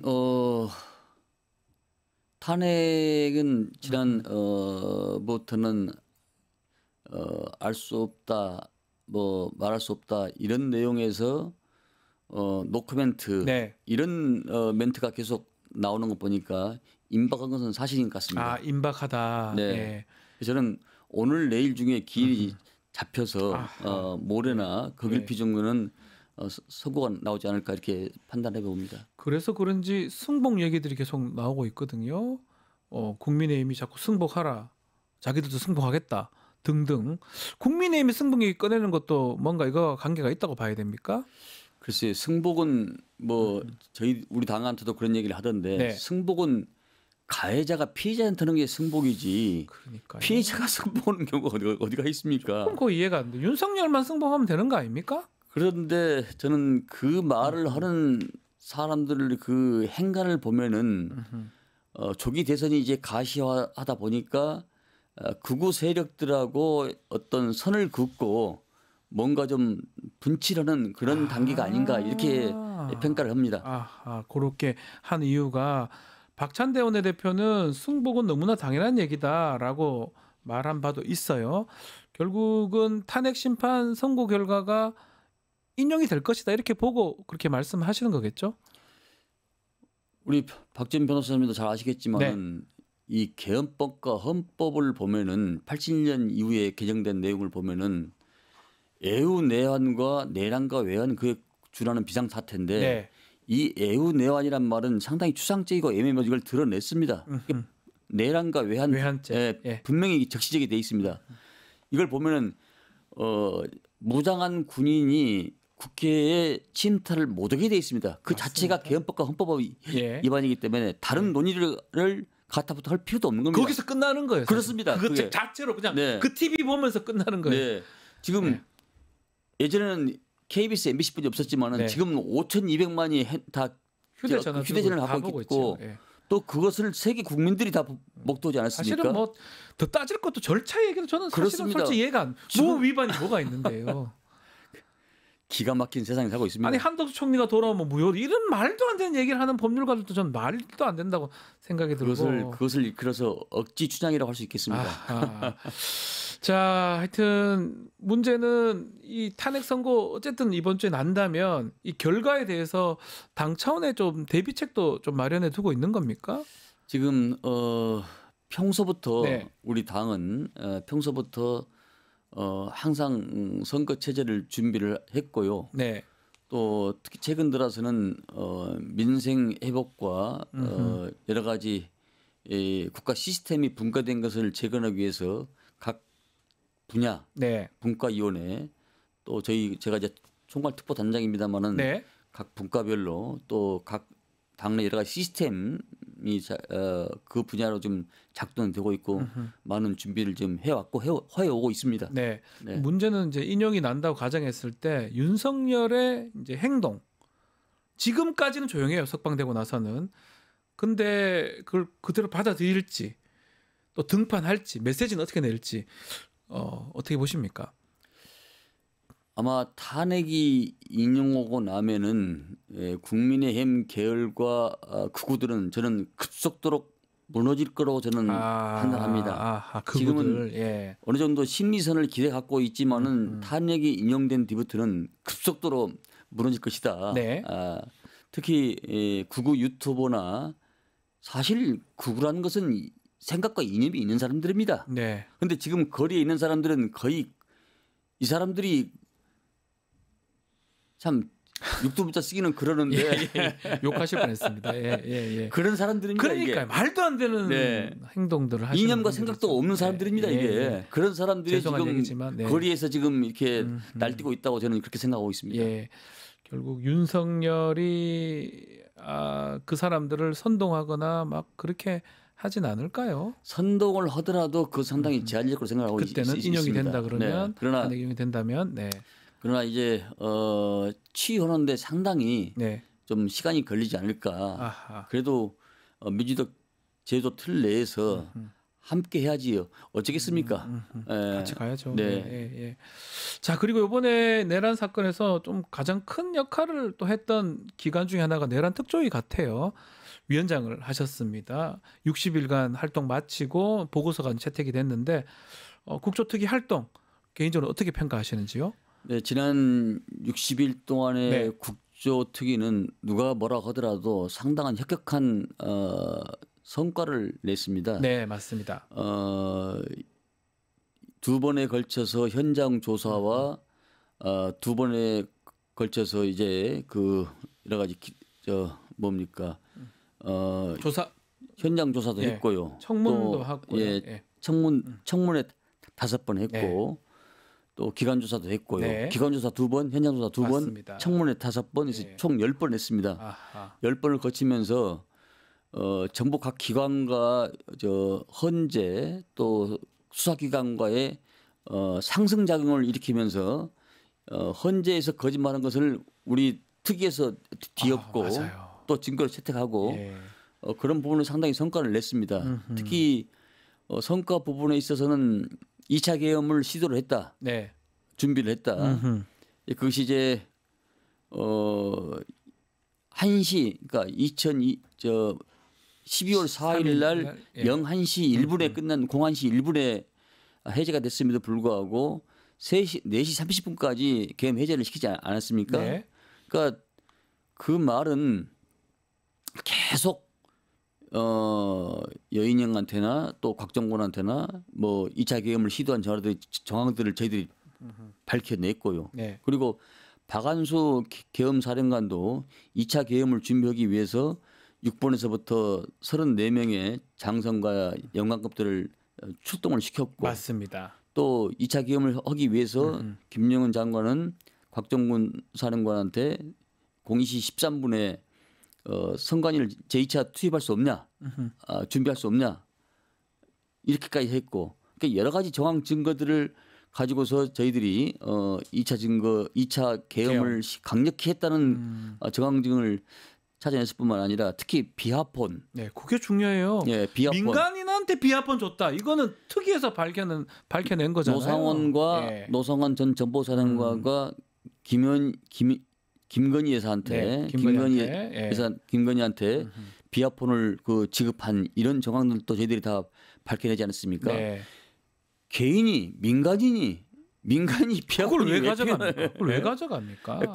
그런 저런 부분들이 아주 저 밑에 있는 깔려 있는 그런 것까지 다 들춰낸 것이 저희들의 이번 청문회 성과라면 성과할 수 있습니다. 국민들이 봤을 때 이게 재판 진행하면서 옆에서 국조특위 하니까 비교도 되기도 하고 여기서 못했던 말 여기서 또 얘기하기도 하고 그렇습니다. 등등 그런 게 좀 상승작용이 있겠죠. 것 같아요. 그리고 홍장원 씨와 국정원 1차장과 류혁 법무부 감찰관 이분들을 바른데 세워서 적절하게 시간 배치를 안배를 해서 제가 그때 판단했을 때는 그 홍장원 1차장을 제가 처음 뵀지만은 상당히 내공이 있는 사람처럼 보였습니다. 그래서 저분을 바른데 언제 세울까를 시점을 고민하다가 끝날 맨 마지막에 차수 변경이 전에 새벽에 세워야 되겠다 생각을 하고 홍정원 차장하고 조태영 국정원장을 바른데 세워놓고 제가 둘이 대지 신문을 했습니다. 그 부분이 뭐 백미였습니다, 사실은. 왜냐하면은 그것을 중간에 세웠더라면은 여야 공방으로 희석될 가능성이 많더라고요. 그러면 또 질문해가지고 홍장원 차장이 얘기했던 그거를 탄핵하거나 막 했을 거 아닙니까? 그래서 제가 맨 마지막에 질문을 해가지고 전략적이셨네요. 전략적 판단에서 그렇게 해가지고 그 답변을 유도해 냈던 것이 상당히 파장이 컸고 그거잖아요. 저 윤석열 좋아했습니다. 그 평양 보위부 그 얘기했던 게 그 시점이었잖아요. 그렇습니다. 이게 상당히 좀 내공이 있어 보이시더라고요. 그래서 제가 저분한테 이런 질문을 좀 해봐야 되겠다 생각하고 그렇게 했던 것이 상당히 성과를 냈던 것 중에 하나라고 생각합니다. 아마 우리 국민들이 그거 보고 사실은 완전 많이 알게 됐던 것 같아요. 홍장원 차장이나 국정원의 2인자가 와가지고 그런 얘기 정도 했다는 거는 또 그런 말들을 우리 위원장님께서 배분을 잘했던 것 같아요. 그리고 그 14명의 체포 명단에 대해서는 그 시간에 조지호 청장, 그다음에 홍정원 국정원 1차장 또 수방사령관 이진우, 저 안규백, 죄송합니다. 그 시간대에 얼추 비슷한 10시 20분부터 11시 20분 그 어간 사이에 다 1시간 이내에 다 똑같은 사안인 겁니다. 저는 이제 문건을 받았고 다른 분들은 이제 전화를 받았기 때문에 손으로 쓴 것이고요. 수기로 한 것이고. 그게 더 정확했던 것이 그러니까요. 그러니까 이거는 사실은 여러 증거들이 있는 거잖아요. 홍장원만 받은 것도 아니잖아요. 제가 그 후일담을 들어보니까 네. 방첩사에서는 수십 명, 20명 이상이 그걸 앉혀놓고 그렇게 했다는 거예요. 네. 그러니까 그건 숨길 수도 없는 사항이죠. 그러니까요. 대명천지의 정치인들을 체포하는 게 어디가 있습니까? 그래서 이 국조특위에서 많은 선거가 있었는데 그 중에 하나가 이제 비아폰인데 비아폰 관련해서는 김성훈 경호 차장을 좀 얘기하지 않을 수 없습니다. 오늘 이제 또 영장 네 번째 이제 간다고 하는데 구속될까요? 어떻게 보십니까? 저는 그 검찰 심의위원회에서도 네. 구속이 타당하다고 이미 결론이 그렇죠. 나 있기 때문에 네. 특히 이 내란숙의 윤석열이 지금 석방된 뒤로는 증거 인멸 또 입맞추기 말맞추기 또 여러 가지 정황 증거들이 계속 나오고 있는 입장에서 더 예. 이상 이 구속을 안 시킬 이유가 없다고 생각합니다. 저는 검찰이 더 이상 예. 국민들한테 지탄의 대상이 되지 않기 위해서는 반드시 이번에 그것을 인용을 해야 한다고 생각합니다. 네 번이나 하는 경우 제가 본 적이 없거든요. 구속영장을 그렇습니다. 경찰에 올린 걸 세 번, 네 번째 이렇게 되는 경우 지금 그 예. 경호처장이 사퇴를 한 것도 네. 대통령이 이 차장한테 힘을 실어줘서 이 본인이 상당히 소외감을 느꼈던 모양이에요. 박종준 처장이 예, 처장이요. 사퇴를 했었죠. 예, 그러니까 예. 그때도 그 관저에서 나올 때 처장은 몰랐는데 네. 차장이 수행하고 다닌 걸 보고 아하. 상당히 자괴감을 느꼈다는 이런 후일담을 얘기를 들었습니다. 네. 그래서 이제 그 다음 날 아마 박 처장께서 사퇴서를 쓰고 공수처로 가서 자발로 가서 조사받지 않나 이렇게 생각합니다. 그 지금 만약 김성훈 차장이 구속된다면 제일 뭐 우리가 관심 갖는 게 비아폰 그렇습니다. 서버나 이런 서버 압수수색이잖아요. 보존. 예. 예. 그거를 바로 해야 될 것 같은데요. 이미 늦었습니다 지금. 계속 지금. 사라진다고 하던데요. 예, 예. 삭제된다고 하던데. 지금 예. 사실 이 수면 밑에서는 증거 인멸 이게 파쇄 이런 것들이 얼마나 많이 이루어지겠습니까? 네. 우리 군도 수없이 그걸 지금 많이 이루어진다고 판단하고 있습니다. 세상에 거짓말 없기 때문에 그러니까요. 이제 대선이 평화롭게 끝나면 다 예. 이걸 밝혀내야 될 거라고 생각합니다. 그 후에 다 밝혀. 하나만 좀 더 그 체포영장 집행 저지했던 간부 해임했더라고요. 이거 어떻게 인사법원 아닙니까? 그 남모씨란 부장인데. 부장은 비밀을 누설한 게 아니고 예. 누설한 게 아니고 적법 절차에서 체포영장이 2차가 발부되면은 우리는 따라야 되는 것 아니냐. 간부에서 그 얘기를 했다는 겁니다. 당연한 얘기 아닙니까? 뭐 비밀을 밖으로 뭐 누설하거나 발설하거나 이게 아니고. 근데 그건 해임 사항이 아니죠. 야, 이거는 당연한 얘기를 있을 수 없는 일입니다, 그것은요. 이 최상목 대행이 결재를 해버리면 해임이 되는 겁니까? 그렇습니다. 아하. 근데 지금 최상목 대행은 마은혁 헌재에서 결정난 마은혁 재판관마저도 네. 지금 임명을 안 하는 걸 보면은 이분은 죄를 쌓고 있는 겁니다. 지금 계속 불법을 쌓고 계속 있다. 자행하고 있는 겁니다. 예. 우리는 헌법과 법률에 의해서 움직이는 나라이기 때문에 네. 헌재에서 결정 나면은 의당 따라야 맞는 것이죠. 그러니까요. 자기 죄를 자기가 쌓고 있는 겁니다. 나중에 뭐 정권이 바뀌거나 하면 그 죄책을 어떻게 다지려고 저러는지 모르겠는데 나라 얘기를 좀 하셨으니까 네. 우리나라가 민간 국가가 돼 있더라고요. 기가 막힌 어떻게 일입니다. 봐야 됩니까? 아 정말. 아마 민간 국가로 지정한 것은 지금 우리 윤석열 대통령이 네. 2023년에 4월 달인가요? 그러니까 1월 달에 우리가 핵을 가질 수 있는 나라가 될 수 있다라고 네. 얘기를 했고 미국 하버드 대학 가서 그 연설하면서 우리는 1년 안에 핵 보유국이 될 수 있다. 네. 이런 말을 했습니다. 이제 그것이 미국 조야에 그것이 상당히 퍼진 것 같고요. 네. 그리고 그 이후에 이제 계속 뭐 나경원, 김기현 의원, 뭐 윤상현 의원 또 뭐 그 여당에 뭐 대부분 그 얘기했었어요. 예, 우리가 핵 보유국이 될 수 있다. 예. 제가 그 전에도 KBS 토론에 한번 나간 적이 있는데 거기서도 여당의 중진 의원들이 네. 핵을 보유를 해야 된다고 강조를 하시더라고요. 그 당시에도. 그래서 저 사람들이 정신이 있는 사람들인가? 이렇게 판단했습니다만은 그런 것들이 쌓여서 또 거기다가 트리거가 된 것은 예. 동맹국인데 예. 동맹국인데 언질도 없이 이 계엄을 선포해서 그러니까요. 민주국가를 대한민국에서 상당히 우수한 민주국가로 평가받는 나라를 이렇게 엉망진창으로 만드는 것에 대해서 아마 상당히 그 실망스러워서 아마 그 민심국가로 지금 지정을 지금 내정을 해놓은 상태라고 알고 있습니다. 그때가 바이든 정부 때잖아요. 그러니까 바이든 정부 때인데 친했다고 뭐 노래 부르고 뭐 윤석열 뭐 잘한다고 그랬지 않습니까? 외교. 오직 친민만 부르짖고. 근데 친미했는데 이게 뭐 민간국가 지정받으면 어떡합니까? 사실 우리는 1953년 10월달에 있었던 그러니까 휴전 끝나고 있었던 한미 상호 방위 조약에 의거해서 모든 것들이 절차에서 이루어지고 있는 겁니다. 네. 그러니까 무슨 뭐 NCG 그룹 핵그룹이다 뭐다 이건 뭐 하나의 언어의 유의고요. 예. 이런 한 나라가 외국으로부터 침략을 받으면은 자동적으로 개입된다 이런 내용들이 다 동맹국 아닙니까? 예, 예. 군사 동맹국. 그러니까 예. 그럼에도 불구하고 그런 서설들을 쭉 이렇게 늘어난 거 보면은 뭐 말도 안 되는 얘기를 많이 해왔던 것이죠. 근데 그마저도 헛기비를 봤다. 그러니까요.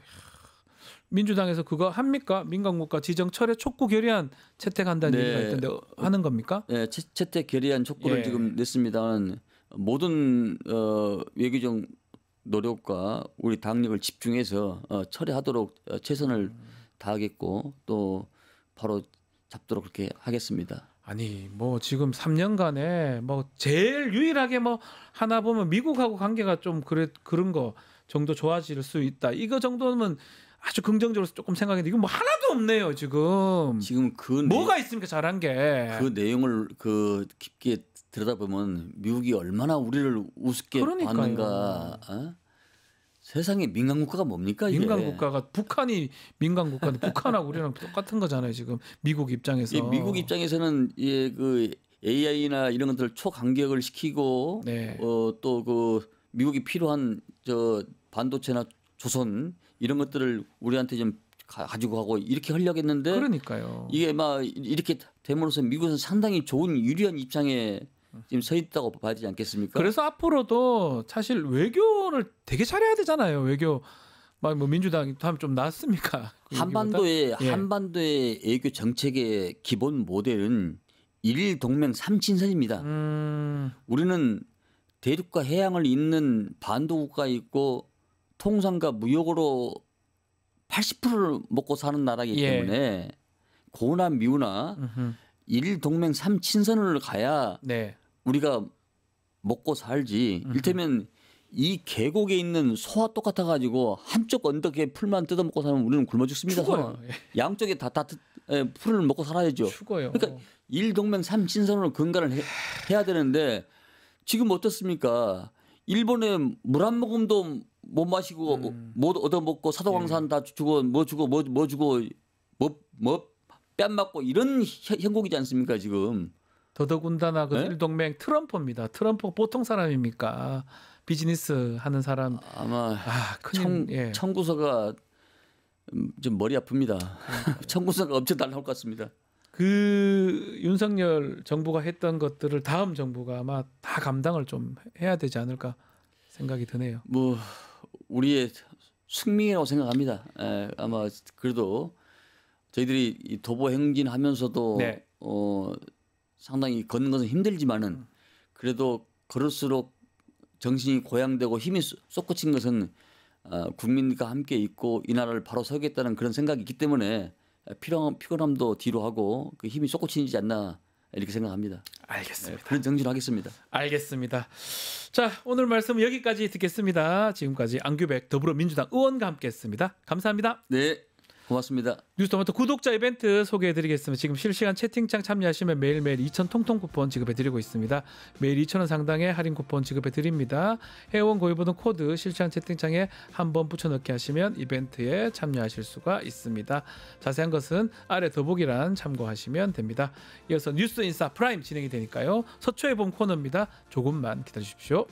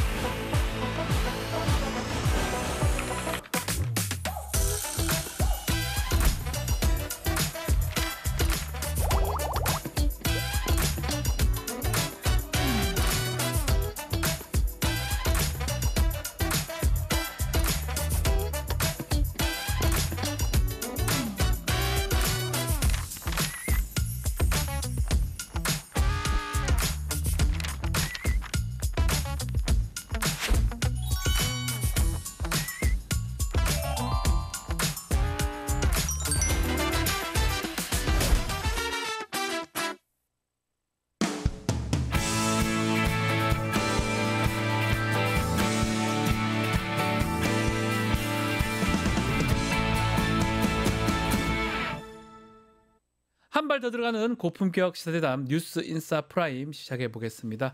매주 화요일 코너 서초의 봄 코너입니다. 자, 오늘도 권영길 대기자, 이현주 변호사 함께하겠습니다. 안녕하십니까? 네. 자, 뭐 이 질문을 한 100번 한 것 같은데 탄핵 심판 선고 이번 주에 가능합니까? 20일, 21일. 뭐 수목금이라고 네. 했는데 어제 평의 후에도 일정 고지를 안 했으니까 네. 19일설은 뭐 이제 희박해졌고요. 네, 19일 내일 할 거는 예, 오늘이라도 고지가 이뤄진다면은 20일 내일 21일인데 아무래도 노무현 전 대통령, 박근혜 전 대통령이 다 금요일 날 선고를 했잖아요. 네. 그러니까 21일 설에 여전히 무게가 실리고 있습니다. 금요일. 예. 다만 정치권 일각에서 이제 그런 주장들을 계속 해왔는데요. 이재명 민주당 대표의 선거법 위반 항소심 선고 일정과 비슷하게 맞출 거다. 26일이거든요. 다음 예, 주. 그래서 다음 주로 밀릴 가능성에 대해서 아직 뭐 전혀 가능성이 없는 건 아니다. 뭐 그렇게 얘기들이 있습니다. 네. 현재 아직까지는 선고일에 대해서 아무런 공식 입장을 밝히지 않고 있는데요. 현재 태도가 조금 바뀌긴 했어요. 네.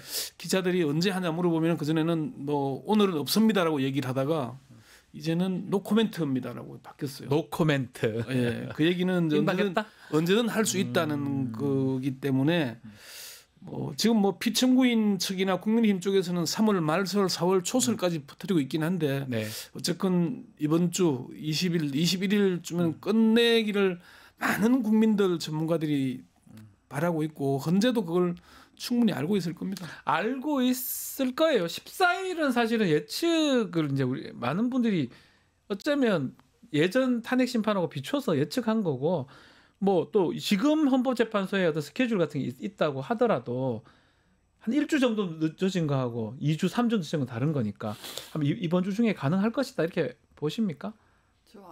재판관들 입장에서 생각해 보면 사실 탄핵 사유는 계엄이 절차적 요건, 그러니까 국무회의, 그렇죠. 그리고 실질적 요건, 전시사변이 준하는 사태냐 이걸 충족시키는지 충족시키지 못하는지에 대한 게 사유가 하나 있고요. 그 탄핵 사유가 하나 있고 또 하나는 포고령 위반, 절취 활동을 금지한다든지 뭐 이런 부분. 그리고 나머지는 헌법기관인 국회 침탈 그리고 성관위 뭐에 들어간 정치 체포까지. 뭐 성관위에 침투한 거 그리고 그 판사들을 뭐 불법 구금하려고 한 거 모두 헌법기관이니까 이것들이 어느 하나만 돼도 사실은 심각한 헌법 위반이고 그래서 국민들이 생각하기에는 뭐 그 중에 제일 뭐 문제 없는 거 하나 해가지고 탄핵시키면 될 거 아니야라고 생각하지만 사실 모든 사유에 대해서 판단을 해줘야 돼. 그리고 그래서 걸린다는 거죠. 예, 그래서 걸릴 수밖에 없죠. 지난주에 하다가 늦춰진 거는 피청구인 쪽에서 계속 절차적 시비를 거니까 선입 선출에 따라서 네. 사실은 이제 이게 감사원장과 검사 3명에 대한 탄핵 선고를 먼저 했던 것 같고요. 네. 먼저 들어왔기 때문에 나머지 이제 남은 사건들은 다 계엄과 관련된 사건들. 탄핵과 관련된 지금 윤석열과 관련된 계엄과 관련된. 예. 그러니까 이제 저 박성재 법무장관 네. 오늘 변론길 있고 조지호 경찰청장 그리고 윤석열 대통령 한덕수 국무총리 이런 순서가 남아 있거든요. 네. 그렇기 때문에 지난주에 마무리하려고 그랬는데 절차적 시비를 자꾸 거니까 그 시비를 줄이기 위해서 먼저 하고 이번 주로 넘은 것 아닌가. 이제 남은 게 다 비상계엄 내란 관련된 그렇죠. 탄핵 남았기 때문에 예. 이렇게 마무리해 나가지 않겠냐고 그렇게 보는 겁니다. 결국 뭐 지금 말씀대로라면 결론은 어느 정도 나왔는데 어떤 쟁점이라든지 또 세부적 내용 같은 걸 다듬는 중이다. 이렇게 보시는 겁니까? 그렇죠. 서초동 풍문 유력한 풍문이 한데 이미 결론은 네. 누구도 이게 이 계엄이 정당했다고 말하는 헌재 재판관은 아무도 없다. 8대 0이다. 결론은 그렇지만 어떤 게 가장 큰 이슈로 대두했냐면은 증거 적시를 어떻게 할 것인가의 문제입니다. 강일원 헌법재판관은 뭐 박근혜 대통령에 대한 탄핵 심판 당시에 수립했던 원칙이 있어요. 뭐 형사 사건에서 기록이 그 문서가 뭐 피의자 신문 조서가 법정에 현출돼서 증거 조사를 마쳤거나 아니면 변호사가 입회하고 또는 영상 녹화를 해서 그런 절차적인 특신 상황이라고도 하지만 형사소송법하고 완전히 일치하는 특신 상황은 아니거든요. 아무튼 신뢰할 만한 상황에서 작성된 경우라고 네. 원칙을 수립했는데 이걸 그대로 원용할 수 있는가 준용할 수 있는가에 대한 이 문제에 대한 재판관들의 토론이 있었다고 해요. 왜냐하면 중도에 형사소송법 개정이 있었으니까. 강인원 전 재판관 말씀하시는 그렇죠. 거죠? 강인원 전 재판관이 수립한 강인원. 그 원칙을 그대로 활용할 수 있느냐 아니면 형사소송법이 개정되었었죠. 그래서 뭐 경찰 작성의 피의자 신문조서와 검찰 작성의 피의자 신문조서가 동등하게 증거 능력을 가지게 됐는데 그 문제에 대해서 반영이 필요하지 않느냐 이거 그러니까 이건 증거 적시를 어찌할 것인가의 문제지 결론의 문제는 아니죠. 근데 국민들이 애가 타지만 헌법재판관들에게는 그게 중요한 더 부분이에요. 중요하죠. 그런 결정문을 작성하고 후대에 계속 남는 결정문인데 그 하나라도 그러니까 절차적인 걸 거치는 게 상당히 중요하다는 거고 논의 과정뿐만 아니라 이런 이제 증거를 수립하는 과정들, 조사하는 과정들을 다 따지잖아요. 맞습니다. 문구도 하나하나 따지고 다 따져야 됩니다. 하나 있을 것이고요. 그리고 어느 정도의 합의에 도달했더라도 또 발표를 어떻게 할 것인가. 맞아요. 그것도 중요합니다. 그런 기록 그리고 보충 의견들이 있을 경우에 어떻게 붙여 나갈 것인가는 보충 별개 다 있을 겁니다. 의견들이. 그러니까 총론에는 다 합의가 됐더라도 개별로 들어갔을 때 과연 계엄의 목적, 왜 계엄을 하게 됐는가에 대한 이런 걸 밝혀내야 되잖아요. 그러니까요. 적시를 해야 되니까 그런 것들을 논의하다 보니까 시간이 좀 길어지는 게 아닌가. 생각보다 물리적인 한계가 분명히 있습니다. 이게. 그리고 박근혜 전 대통령 탄핵 때는 한 사건만 하면 됐잖아요. 지금은 탄핵 사건들 아까 말씀드린 대로 이전에도 많이 있었고 이 계속 쌓여 있기 때문에 한덕수, 조지호 다 걸려 있어요 옆에서. 아니 근데 이제 박성재, 조지호는 좀 뒤로 가더라도 한덕수 총리 문제가 제일 시간 끄는 원인 중에 하나라고 보는 거는 변론 종결했잖아요. 그것도. 변론 종결도 했는데 어차피 내란 관련이잖아요. 그래서 한덕수 총리를 같이 파면을 할 거냐 안 할 거냐. 윤 대통령을 파면한 다음에 그러면은 2달간이지만은 대선 기간 직무 권한 대행을 총리가 할 거냐 아니면은 지금 부총리가 계속 갈 거냐. 이것 또한 상당히 중차대한 문제잖아요. 정무적인 그런 판단도 할 거라는 거죠. 그러니까 그 대통령을 파면하는데 한덕수 총리가 이미 그 헌법재판관 3명을 임명하지 않은 게 위헌이다. 만약 1명 임명하는 것도 위헌인데 3명 하는 게 더 큰 위헌이잖아요. 그 점은 이미 정해져 있고 국무총리로서 이 국무회의 소집을 건의했다는 게 한덕수 총리는 이걸 좀 반대해서 막기 위한 거라고 주장을 하지만은 절차적 정당성을 부여하는 게 되거든요. 그러니까 총리가 이거 국무회의 안 거치고 하면은 절차적 정당성이 없는 게 되니까 해야 된다라고 한 게 과연 한덕수 총리 주장대로 근데 국무회의가 의결 사항이면 한덕수 총리 말이 맞거든요. 심의 사항이잖아요. 국무회의를 열기만 하면은 절차적 정당성은 부여되는 거예요. 지금 윤 대통령은 절차적으로 정당하다고 주장하고 있지 않습니까? 이런 문제들 또한 헌재가 지금 논의해야 될 중차대한 문제다. 그렇게 보는 거죠. 그럼에도 계속 뭐 6대2 각하 뭐 5대3 이런 얘기들이 계속 나오는데 이건 뭐 근거가 있다고 봐야 됩니까? 어떻게 보십니까? 국민들이 혼란스러워요. 다들 잠도 못 자고. 국민의힘이 여론 동원을 하기 위한 광장에서 자기네들의 입장의 정당성을 내세우기 위한 것이지 전혀 재고 뭐 저희가 고려할 만한 가치가 있는 의견이라고 생각하지 않습니다. 특히 또 서초동 법조계 풍문으로는 이게 결론이 사실은 국민 못지않게 윤석열 대통령도 초미의 관심사니까 본인 일이니까 제일 관심 많겠죠. 그렇죠. 당연하죠. 본인 일이니까. 대형 법무법인에 우리가 이런 의견 개진을 했는데 수용될 여지가 있겠느냐는 의견서를 받아봤다는 거예요. 각하에 대해서는 법무법인이 콧방귀를 끄면서 그거 되겠습니까? 그러니까 뭐 절차 위반으로 주장하는 게 첫 번째. 국회에서 의결을 할 때는 탄핵 사유로 내란죄가 있었는데 왜 빠졌느냐. 근데 이거 일반적으로 우리가 조금만 생각해봐도 국회 의결에 거치지 않은 사항을 덧붙였으면 문제가 되겠죠. 확장하고 확대했으면. 근데 우리 뭐 괜찮아요. 절차적 편의, 신속한 결정을 서고 빼겠다라는 건데 이거 국회 의결을 뭐 편취를 했다 이런 게 문제될 여지가 없거든요. 또 하나는 일사부재리. 한 번 부결됐다가 한 번 올렸다가 뭐 파토 나고서 했으니까 이거는 안 된다라는 건데 이것도 의결 정족수가 안 되니까 아예 열어보지를 않았습니다. 그래서 결론을 바꾼 게 아니죠. 이게 부결된 걸 다시 그 다음에 다시 밀어붙여 갖고 한 것도 아니니까 이거 역시 어쨌든 대형 법무법인은 콧방귀를 꼈는데 뭐 저 나경원 의원은 판사까지 했다는 부분이 분이 각하를 주장하고 계시죠. 각하에서 80여 명의 의원들이 그러니까 이게 냈죠. 우리가 2017년 사례를 네. 보면 아는데요. 그때도 선고일을 앞두고 4대4 기각이다, 5대3 기각이다.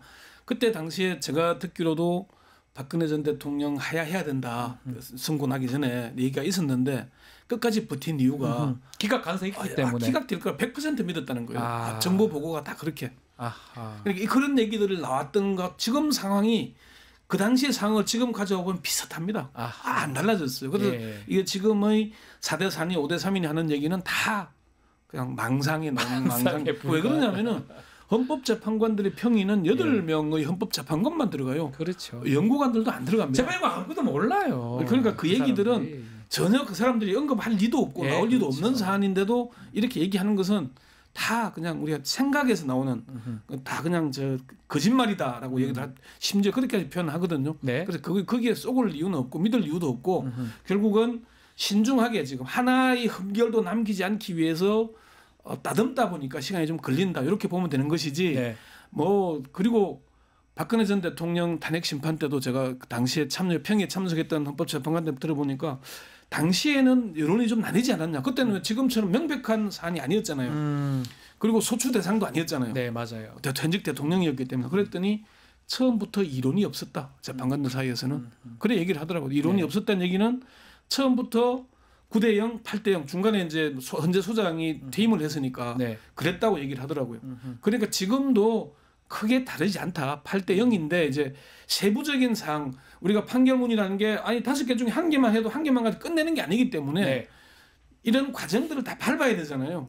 그래서 시간이 걸린 거다. 이렇게 이해하면 될 것 같습니다. 그렇게 이해하면 될까. 네. 또 지난 13일 날 체제감사원장과 검사 3인에 대해서 네. 만장일치 탄핵 기각 났어요. 그거랑 지금 윤석열 탄핵 심판 관련성 있을까요? 저는 관련성 전혀 없고 오히려 판결 사유를 보면 네. 결정 사유를 보면은 뭐 탄핵 소추를 할 만한 사정은 있었다라는 것 인정했거든요. 모든 법적 절차를 거쳤고 사유가 그 파면에 이르지 못할 정도일 뿐이지 일정 정도로 소명이 됐다라는 점을 분명히 밝혔어요. 네. 그런 다음에 그리고 향후 재발 방지를 위해서 이런 조치를 했을 만했다. 뭐 그거 탄핵 소추권 남용이라고 할 수 없다라고 했기 때문에 이것은 결코 국민의힘 뭐 윤석열 대통령의 유리한 결정도 아니고 윤석열한테 불리한 것이다. 예, 윤석열 대통령이 주장했던 계엄령의 사유 있지 않습니까? 야당의 폭주를 막기 위해서 그리고 국민에게 알리고 싶었다라는 것이 전혀 먹히지 않았다는 걸 보여주는 거죠. 8대0이고 여기도. 이게 이제 재밌는 표현을 빌리자면은 네. 엄청난 영향이 있습니다. 아, 영향이 있습니까? 어떻게 영향이 있냐면 예. 이게 저 보수농객 조갑재 대표가 한 얘기인데요. 예. 이걸 전원일치로 기각할 때 진보 보수의 구별이 없었지 않냐. 아. 왜 그랬겠냐. 아하. 워낙 사안이 명백하니까 그런 거 아니겠냐. 그러면은 윤 대통령의 탄핵 인용하는 사안이 그 사안보다 더 훨씬 명쾌하지 않느냐. 그렇죠. 그러니까 진보 보수 가릴 것 없이 8대0 전원일치로 나올 가능성이 높다. 아, 이걸 보면 알 수 있다는 예, 거예요. 그리고 자꾸 보수 성향의 헌법재판관들이 기각적으로 쓸 것이라고 하는데 그건 잘못 보는 것 같다. 네. 보수 성향이라는 게 뭐냐? 헌법 수호 의지가 강한 분들이 보수다. 그렇죠. 그런 얘기를 했어요. 그래서 저는 그렇게 보자면은 이거 맞아요. 8대0으로 나올 가능성이 훨씬 높아지는 거다. 예. 이렇게 이해하면 될 것 이 같습니다. 기각에 8대0 났다는 것도 예. 그런 식으로 이해하는 게 더 좋다 이렇게 네, 말씀이네요. 네. 근데 뭐 네. 제가 드리고 싶은 국민들이 지금 불안해하고 불안해합니다, 다. 뭐 초조한 건 이해가 되는데 저는 오히려 탄핵되는 건 확실하다. 네. 우리가 정말 고민해야 될 건 윤석열을 어떻게 넘어서느냐. 윤석열이 뿌린 이 사회 갈등과 분열의 씨앗이 너무 심각해요. 네. 그리고 단지 저런 정치적 의견을 가질 수 있다는 정도가 아니라 정말 허용되지 않는 폭력행위, 허용되지 않는 극단적인 정치적 견해. 이게 우리 강장에 이미 드러났잖아요. 그럼 우리는 이 사회를 어떻게 통합시킬 것인가? 윤석열의 행위는 마치 목재에 나무에 세기를 받고 그걸로 도끼로 내려쳐서 사회를 반조각 내버린 격이라고 생각합니다. 그래서 네. 우리는 뭐 너무 이제 눈앞에 이 탄핵 나와 언제 나와 이라기보다는 그 후도 더 중요하다 이 저는 말씀이에요. 저는 우리 윤석열을 넘어서서 이 사람이 남긴 이 악의 씨를 어떻게 정리할 것인가 이걸 심각하게 고민해봐야 할 시기라고 생각합니다. 또 문제는 뭐 윤석열이 지금 밖에 나와 있다는 거 석방 부분인데 그 얘기를 하지 않을 수 없는데 이 검찰에서 즉시항고서 포기하는 바람에 즉시항고서 뭐 제출하지 않았죠. 그걸 포기했어서 이제 문제가 되는데. 이 심우정 검찰총장을 도주 원죄죄로 고발하는 걸 검토하고 있다. 이거는 어떻게 봐야 됩니까? 그게 지금 그날 과정을 밟은 절차를 보면은요. 검찰이 심우정이 이제 이 특수본에다가 석방 지휘를 했고 여기도 그 명을 받은 이제 특수본에서 처음에는 반발하다가 나중에는 역시 석방 지휘를 해서 서울구치소에 석방을 시킨 거잖아요. 맞습니다. 그러면은 즉시항고 포기 문서를 안 보냈다는 거예요. 그게 결국은 도주 원조죄라는 게 법률에 의해 구금된 자를 도주하게 만드는 죄를 얘기하는 거잖아요. 그러니까 절차를 제대로 밟지 않았다. 문서를 보내지도 않은 상태에서 윤 대통령 석방했으니까 이거 불법이다. 포기 서류 받고 풀어줬어야 되는데 그거 안 받고 풀어줬다. 도주 원조했다. 그렇죠. 포기서를 제출도 하지 않고 석방 지휘를 했다. 서울구치소에 대한 그런 거죠. 지금 이 사람이 지금 직권남용죄로 지금 민주당이 공수처에 고발을 한 상태잖아요. 맞습니다. 그런데 거기에 더해서 도주 원조죄까지 절차적인 걸 다 밟지 않았다는 그 들고 노는 거죠. 그래서 그게 어찌 보면은 이제 윤 대통령 파면이 최우선이겠지만 그 이후에 책임을 져야 될 사람들이 지금 심우정 총장, 최상목 지금 권한대행 등등이 지금으로서는 사실 더 이상 탄핵하거나 하기는 민주당도 부담스럽잖아요. 그렇죠. 윤 대통령에 대한 사안을 정리하지 않으면 안 되기 때문에 남아있지만은 그런 데 대해서는 명백하게 정리를 하고 넘어가지 않겠나. 국민들도 그렇게 분명한 위법을 한 사람들에 대해서 그냥 둘 수는 없는 거잖아요. 그런 과정들을 밟지 않겠냐는 얘기들이 나오는 겁니다. 법적으로 어떻게 가능성 있다고 보십니까, 변호사님? 이게 정치적인 공세로는 의미가 있겠죠. 그래서 이제 뭐 모든 판결과 결정은 확정이라는 절차를 거쳐야 효력이 발생하는데 그러면은 소송행위라는 건 우리가 풀어줄게요라고 뭐 개인적으로 엄명한다고 끝나는 게 아니라 우리가 항고하지 않겠습니다라는 결정서를 뭐 언론한테 대고하는 것도 유효하지 않아요. 아시겠지만 너무나 잘 아시겠지만 담당 검사가 권한 있는 담당 검사가 권한 있는 법원에 제출을 해서 우리 즉시항고 의사가 없습니다라는 걸 공식적으로 엄명을 하면 이 구속 취소 결정은 더 이상 불복할 수 없는 상태로 확정이 되고 그 다음에 뭐 석방지라는 그 행정 절차가 이루어지는데 정말 이해할 수 없는 것이죠. 그렇지만 이게 유독 모든 이례적인 일들이 윤석열한테는 일어난다. 모든 이례적인 일은 윤석열한테 포기서를 냈으면 아무 문제 없는데 포기하지 않고 시간 쭉 지나갔어요. 그 사이에 풀려나고. 그게 왜 그러냐면은 심우정 총장이 이게 사실은 이제 그 지기현 부장 판사의 의도는 그러면은 검찰이 즉시항고를 할 거다. 그래서 상급심 판단을 받자고 판단했을 건데 심우정 총장이 기다렸다는 듯이 불감청 고소원이라고 기다렸다는 듯이 덜컥 받아버리니까 재판부도 놀랐다는 게 맞잖아요. 그런데 그 과정에서 그러면은 특수본이 석방지를 받았으면은 그럼 구속 취소 의견서를 내고 그 다음에 석방지를 해야 되는데 뭐 바로 그냥 석방하라고 해버렸으니까 방금 이게 절차적으로 안 맞는 거죠. 그러니까 논란거리는 아까 이야기한 대로 헌법재판소가 조금의 시비도 안 일으키기 위해서 지금 절차를 하나 따지는 거잖아요. 선입 선출에 따라서 자꾸 요구를 하니까 윤석열 탄핵 심판을 시작할 때 모든 사건에 우선해서 하겠다고 선언했음에도 불구하고 계속 시비를 거니까 그렇게 했던 거잖아요. 이것도 또한 그런 절차적 위반이니까 우리가 왜 그 검사하실 때 기소할 때 절차 안 지키면은 공소기각 되잖아요. 기각되죠. 절차. 그러니까 그런 과정들에도 우기는 건데 아까 방금 말씀드린 대로 정치적인 선언이 될 가능성이 높지만 어쨌든 그런 문제는 있다는 거죠. 그리고 지금 김성훈 경호차장 4번째 구속영장이 청구됐습니다. 신청이 됐죠. 경찰에서 검찰로.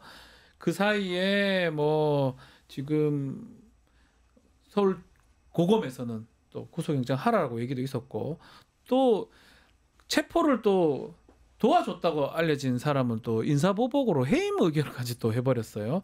중요한 거는 검찰이 이제 영장을 받아줄지 그 부분 어떻게 보십니까?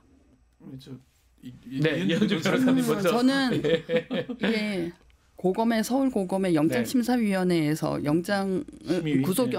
구속영장을 법원에 청구해야 된다라는 결론을 내리고 그게 구속력은 없지만요. 아무래도 언론의 눈치를 보게 돼 있고 저의 예견은 탄핵 결정을 기다리면서 눈치를 보지 않을까라는 생각을 해봅니다. 다 눈치를 본 것 같아요.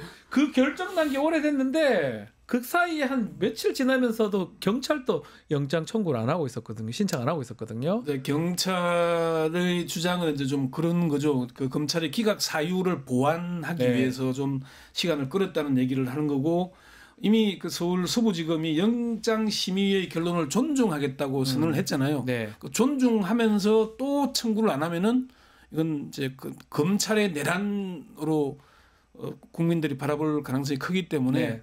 안 할 수 없을 건데 방금 말씀하신 대로 시간을 좀 끌 거냐, 바로 청구를 할 거냐, 요게 조금 남은 관건인 것 같고요. 네. 어쨌건 김성훈 차장이 구속이 되어야 예. 지금 이제 비하폰 서버에 대한 압수수색도 가능하고 나머지 보강 증거들을 좀 확보할 수 있기 때문에 그렇게 하지 않으면 그게 더 이상한 모양으로 가는 것 같습니다. 예, 됐습니다. 자, 이것도 하나 짚어보죠. 이창수 서울중앙지검장 탄핵소추 기각돼서 현직으로 돌아왔는데 명태균 게이트 이제 열심히 한다 이런 얘기를 하고 있는데 민주당은 못 믿겠다라고 해서 국정조사 필요성을 제기했습니다. 어떻게 봐야 됩니까? 뭐 연주 변호사님 먼저 좀. 예. 뭐 이창수 지검장이 돌아오긴 했지만 네. 이전에 탄핵 그 소추될 때 상황하고는 정치적 상황이 엄청나게 다르고요. 달라졌어요. 그리고 탄핵 결정문 본인의 탄핵 결정문에도 기각되긴 했지만 일정 정도 헌법 법률 위반 사유가 소명된다라고 네. 못 박았기 때문에 운신의 폭이 굉장히 좁죠. 그래서 사방이 자기를 제어하고 예전과 같은 그런 권력은 행사하지 못할 것이다라고 저는 예견합니다만 네. 그렇다고 명태균 수사를 열심히 할 것이냐는 굉장히 부정적입니다. 왜냐면은 하지 않을 것이다. 예, 결국 이 고구마 줄기를 캐면은 자기를 임명해 준 사람 그리고 이 검찰 조직의 문제가 나오기 때문에 그래서 결국 저는 민주당의 의견처럼 지금 특검도 좌절이 된 상황인데요. 네. 특검 아니면 결국 시간 문제이지 특검으로 갈 수밖에 없다고 생각합니다. 이게 이제 특검이 제의 요구를 하지 않겠습니까? 네. 제의 요구를 하는 게 지금 남은 사건이 이제 윤 대통령 부부의 관련성이잖아요. 그렇죠. 그 수사를 해야 되니까 이것 또한 아까 앞서 우리가 언급했던 대로 파면된 이후에 급물살을 타지 않겠나. 결국은 검찰도 특검이 그럼 제2 요구도 받아들여질 가능성이 있을 것이고 또 특검 발의하게 되면은 검찰이 수사를 했냐 안 했냐가 드러나잖아요. 그렇게 되면은 그리고 수사팀이 그럼 이창수의 더 말을 더 이상 안 들을 수도 있습니다. 그렇죠. 수사팀도 자기들도 살아야 되거든요. 알아서 할 수도 있어요. 그러니까 그 원래 이 수사하는 검사들이 네. 원래 지휘하는 대로 잘 안 따라가잖아요. 안 따라요. 어쨌든 근거는 남겨놓잖아요. 창원지검에서도 8명에 연서명했다고 하더라고요. 그러니까 그런 것들이 다 자기 살 길을 찾는 거거든요. 근데 검사들이 윤 대통령 임기 5년에 자기들이 검사들이 1년마다 인사가 나잖아요. 예. 그럼 내가 어디 가고 다 나머지 계산을 했다가 이게 갑자기 3년으로 줄어들어 보니까 틀어지잖아요. 예. 그럼 거기에 맞춰서 뭔가를 해야 되거든. 그러면은 제가 볼 때는 이창수 지검장이나 심우정 총장의 윤 대통령에 대한 충성도 흐려지지 않겠나. 우리가 어디서 봐야 되냐면은 한동훈, 이원석, 송경호. 두 사람. 오. 찐윤 중에 찐윤 그래요, 아닙니까? 맞아요. 그런데 예. 그 사람들이 김건희 여사의 소환 조사를 해야 된다는 그것도 사법 처리도 아니에요. 소환 조사를 해야 된다는데만 그것도 윤 대통령이 김건희 여사가 못 참아서 날린 거잖아요. 다 날라갔죠. 그러면 이창수, 심우정이 그 사람들보다 더 찐윤이 아니었잖아요. 아니거든요. 그럼 예. 신찐윤 이야기를 하지만은 그런 걸 보자면은 이것도 시간이 해결할 문제다. 시간이 또 지금 상황이 어떻게 되냐에 시간과 따라서. 상황이 지금 당장 뭐 어떻게 한다 안 한다 하겠지만 이것도 며칠 상관에 결정될 문제이기 때문에 네. 그렇게 좀 기다리면 될 것 같습니다. 결국 빨리 좀 탄핵 선고 결정이 좀 나야지만이 뒷부분들이 수르륵 좀 풀리지 않을까 생각도 해봅니다. 자, 오늘 말씀 여기까지 드려야 될 것 같습니다. 서초의 봄 권영철 대기자님, 이현주 변호사님과 함께했습니다. 감사합니다. 자, 내일 아침 방송 좀 소개해드리겠습니다. 최주문 교수의 수일은 남자 또 이슈 화합 준비되어 있고요. 민병덕 의원과의 대담으로 내일 다시 찾아오겠습니다. 내일도 시청 많이 부탁드리겠습니다. 감사합니다.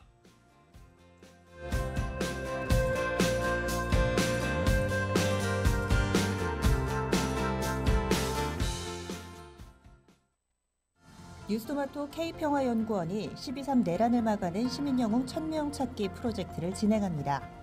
비상계엄 선포 이후 국회, 광화문, 남태령, 한남동 공관, 헌법재판소 등지에서 내란을 막고 탄핵소추를 이뤄낸 시민영웅 1000명을 찾아내 대한민국 민주주의의 역사로 기록하고 시상의 본보기로 삼음으로써 민주주의를 더 널리 확산하기 위한 프로젝트입니다. 이 과정에 직접 참여했거나 참여자를 추천해 주실 분들은 우측 제보하기 QR코드나 아래 메일로 추천 및 제보해 주세요. 민주시민 여러분의 많은 참여 바랍니다. 뉴스토마토 K평화연구원과 함께 해주실 분들의 추천 제보 및 후원을 기다립니다.